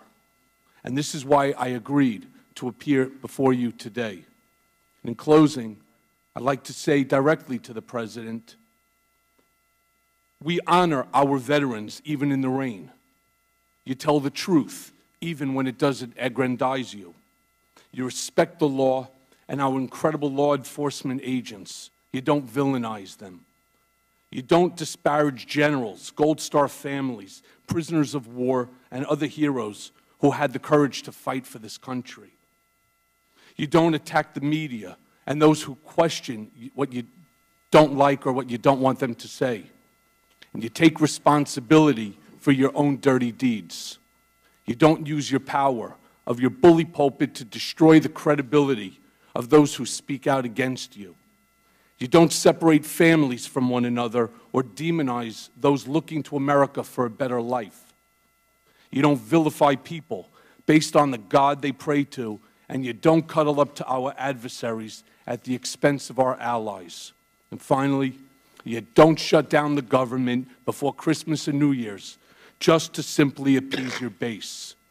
This behavior is churlish, it denigrates the office of the President, and it's simply un-American. And it's not you. So to those who support the President and his rhetoric, as I once did, I pray the country doesn't make the same mistakes that I have made or pay the heavy price that my family and I are paying. And I thank you very much for this additional time, Chairman. Thank you very much.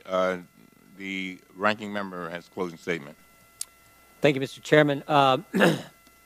We know Mr. Cohen has been dishonest in the past. That's why he's going to prison in 2 months. But there are things today that he said during the several hours of questioning that just don't add up either. He said he never defrauded any bank when he was having a conversation questioning from Mr. Comer. Obviously, that's not true because he's going to prison for that very offense. He said today he was a good lawyer who understood the need to represent his client with legal advice. But in his written testimony, he said he never bothered to consider whether payments to women were improper, much less the right thing to do. He attested in his signed truth and testimony form that he did not have any reportable contracts with foreign government entities. Earlier, he admitted to having consulting agreements with at least 2 foreign entities owned in part by foreign governments, BTA Bank of Kazakhstan and Korea Aerospace Industries of South Korea. He said to Chairman Cummings that Donald Trump directed him and the Trump Organization CFO Alan Weiselberg to, quote, go back to his office and figure out how to make the $130,000 payment. But in his testimony, he says, Mr. Trump directed me to use my own personal funds from the home equity line of credit to avoid any money being traced back to him that could negatively impact the campaign. And in response to a question about him paying to set up the fake Twitter account at Women for Cohen, that he didn't direct the commission of that Twitter account. He says, I didn't set that up, and it was done by a young lady that works for the firm, when in fact, he did ask the IT firm Redfinch to set it up, according to the owner of Redfinch. And finally, he said he didn't want a job with the administration, even though the attorneys with the Southern District of New York stated that this was a fact. When asked about this, they said, I wouldn't call them liars, but that statement is not accurate. Mr. Chairman, I think maybe more importantly is what we should have been doing today. Mr. Meadows and I sent you a letter asking you to have Mr. Rosenstein here. I think it's important to know that last week when you announced that Mr. Cohen was coming this week, just happened to be the very same week that we learned the Deputy Attorney General of the United States was thinking about wearing a wire to record the Commander-in-Chief, was actually contemplating talking to cabinet members and invoking the 25th Amendment. That's what we should be focused on, not this sad display we've had to go through the last several hours. And again, it's not my words. You can take the words of the former General Counsel for the House of Representatives under Tip O'Neill. So I hope we've learned some things here today. But Mr. Chairman, as I said earlier, your first big hearing, the first announced witness of the 116th Congress, is a gentleman who is going to prison in 2 months for lying to Congress. I don't think that's what we should be focused on. Yield back. Thank you very much. You know, I've sat here and I've listened to all of this, and it's very painful. It's very painful.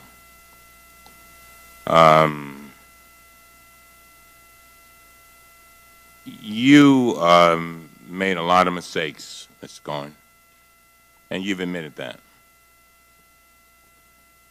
And,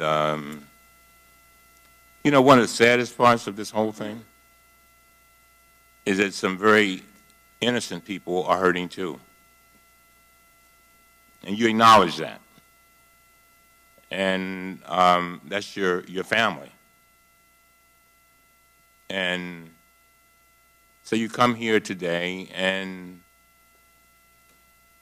you, deep in my heart, you know, and when I practiced law, I represented a lot of lawyers who got in trouble. And you've come saying I had made my mistakes, but now I want to change my life. And you know, if we as a nation did not give people an opportunity after they made mistakes to change their lives, a whole lot of people would not do very well. I don't know where you go from here. As I sat here and I listened to both sides, I just felt as if, and you know, people are now using my words that they took from me, that didn't give me any credit. We're better than this. We are so much, we really are. As a country, we are so much better than this. And, you know, I told you, and for some reason, Mr. Cohen, I tell my children, I say when bad things happen to you, do not ask the question, why did it happen to me? Ask the question, why did it happen for me? I don't know why this is happening for you, but it is my hope that a small part of it is for our country to be better. If I hear you correctly, it sounds like you're crying out for a new normal, for us getting back to normal. It sounds to me like you want to make sure that our democracy stays intact. When the one meeting I had with President Trump, I said to him, the greatest gift that you and I, Mr. President, can give to our children is making sure that we give them a democracy that is intact. A democracy better than the one that we came upon. And I'm hoping that the things you said today will help us begin to get back there. You know, I mean, come on now. I mean, when you got, according to the Washington Post, our president has made at least 8,718 false or misleading statements. That's stunning. That's not what we teach our children. I don't teach mine that. And for whatever reason, sounds like you got caught up in it. You got caught up in it. You got caught up in it. And some kind of way, I hope that you will, I know that it's painful going to prison. I know it's got to be painful being called a rat.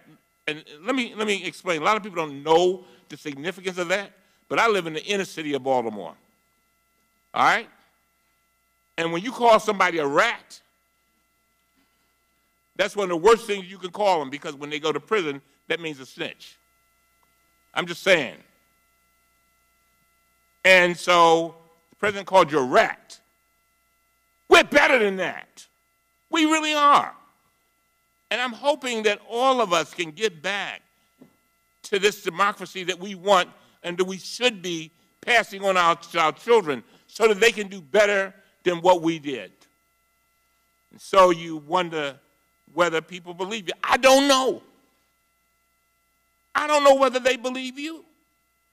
But the fact is that you come, you have your head down, and this has got to be one of the hardest things that you could do. Let me tell you the picture that really, really pained me. You were leaving the prison, you were leaving the courthouse, and I guess it's your daughter had braces or something on. Man, that thing hurt me. As a father of two daughters, it hurt me. And I can imagine how it must feel for you. But I'm just saying to you, I want to first of all thank you. I know that this has been hard.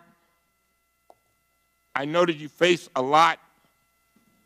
I know that you are worried about your family. But this is a part of your destiny. And hopefully, this portion of your destiny will lead to a better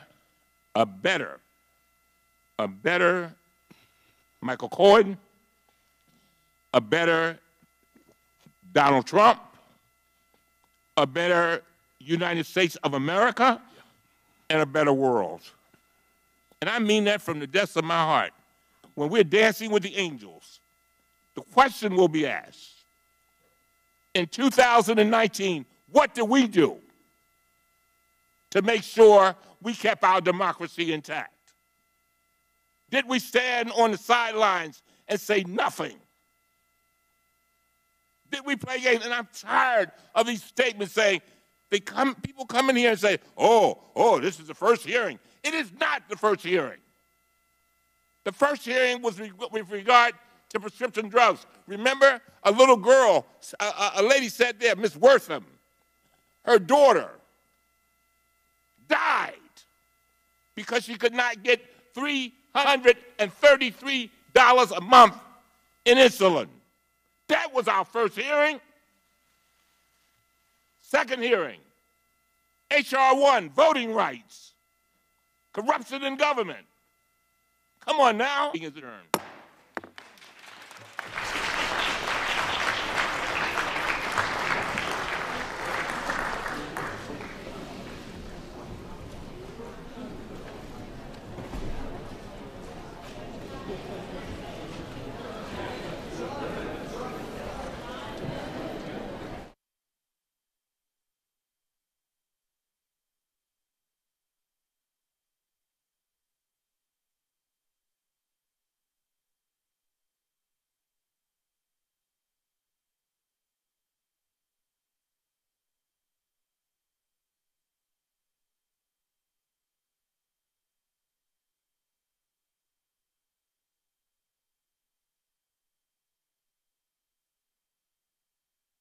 country acquires data, be able to use it efficiently and effectively.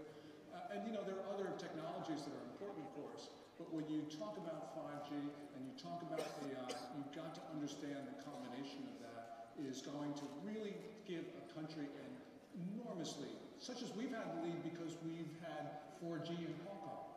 It's going to be the country that has 5G, and it better not be Huawei if we want to be free. Can I just quickly add that I think Vice President Pence expressed this perfectly in Munich when he said we cannot ensure the defense of the West if our allies are dependent on the East.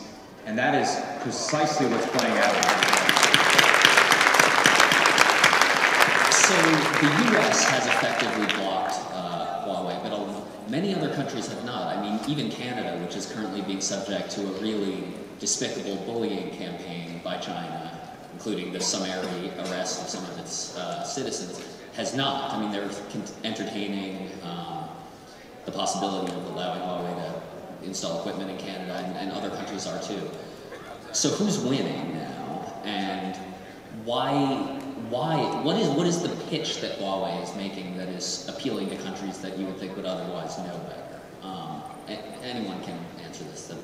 Let me just start by saying, and I'll defer to the real experts, Huawei right now is taking advantage of the swampiness of the swamp.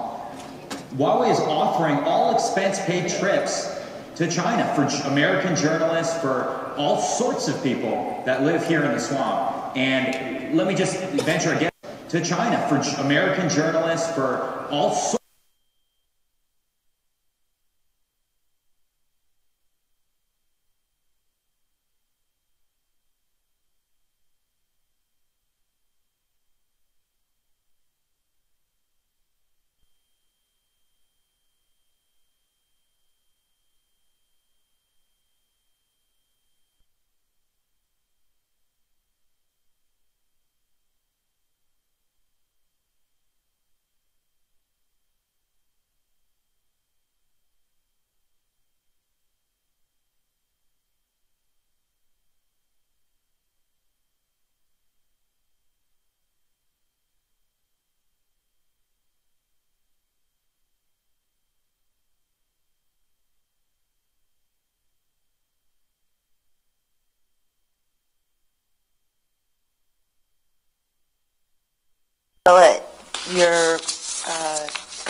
Change the numbers in the executive summary.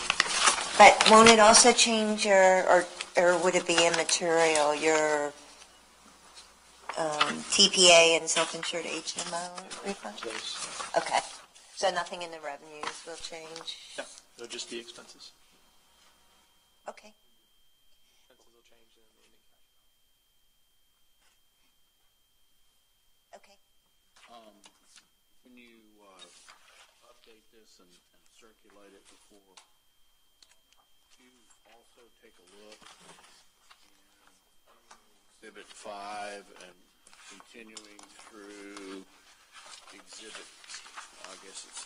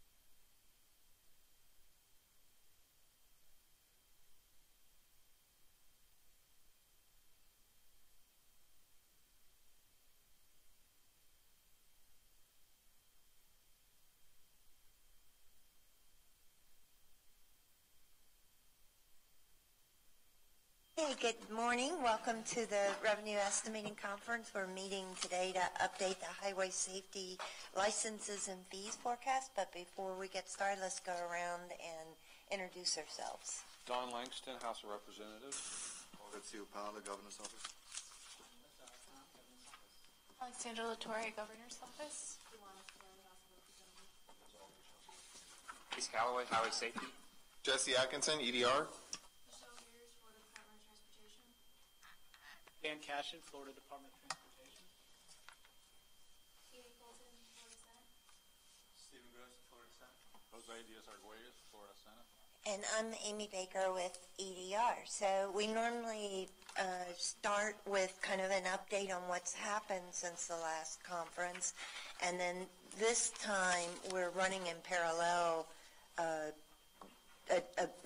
reformatted way of kind of cutting out some of the columns and forecasting in the future. But that's to show you how the results line up. We're not proposing to make that change today, but for discussion on whether we want to make that change beginning with the next fiscal year in July. So Jesse, you want to walk us through the new information first? Yes. Well, first, if we go to page 8,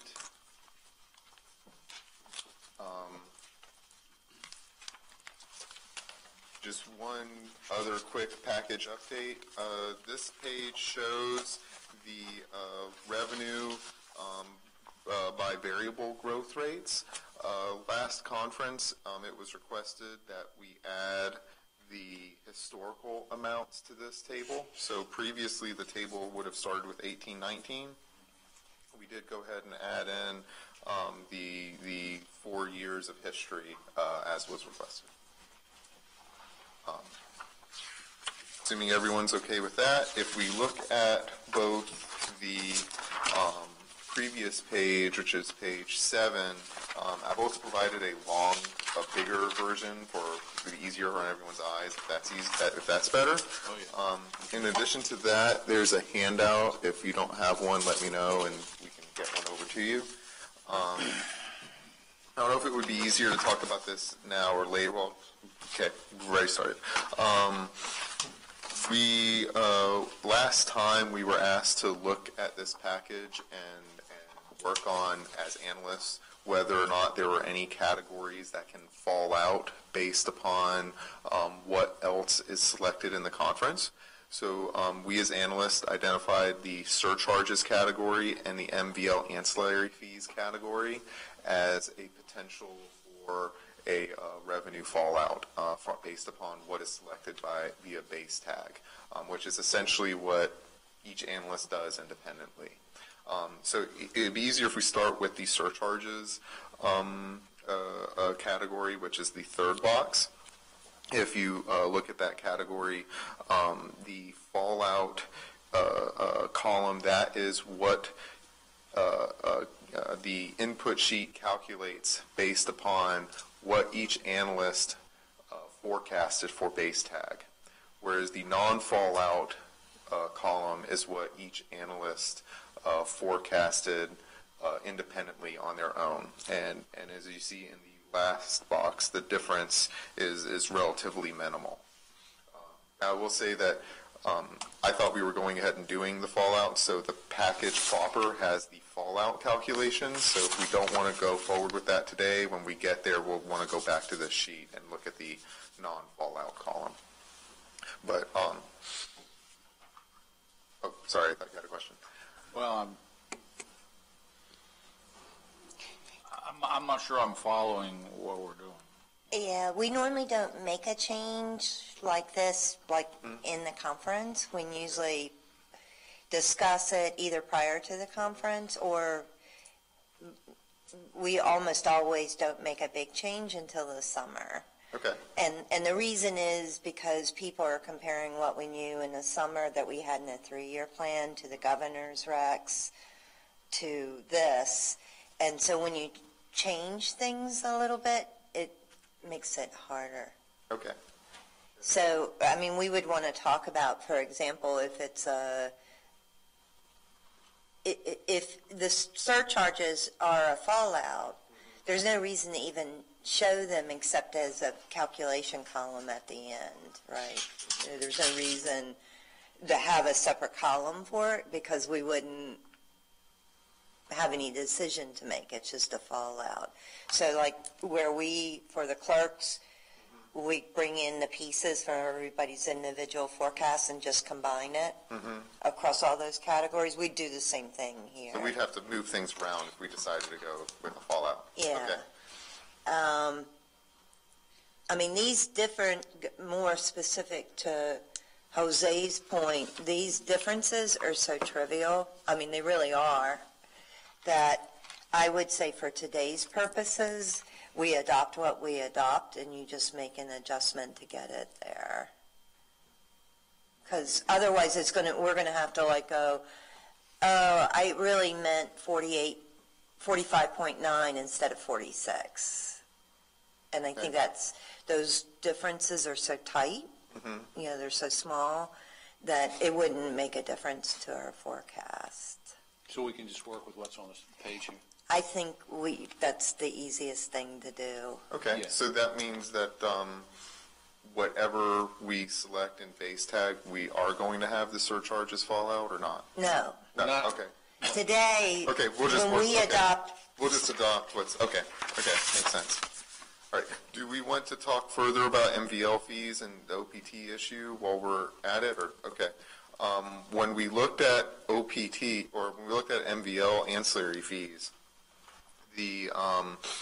while most of the category, which is about 180, 190 million, works as a potential fallout, there's about 55 to 60 million is one line, the OPT line, which really doesn't work as a fallout. What's OPT?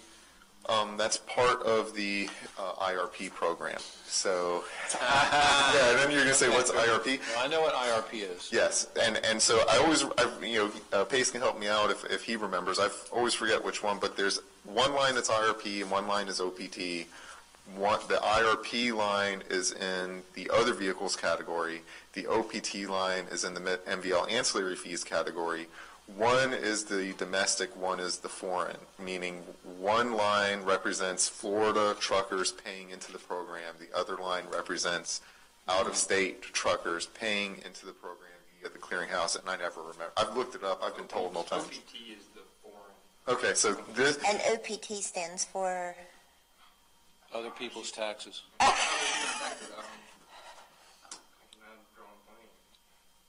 That question's been asked before, too. I don't know what OPT stands for. Yeah, IRP includes the word international, right? But that's the Florida guys. Yeah, International Registration Plan. Yeah. So, okay, all right. So that's enough for me. Okay. So anyways, that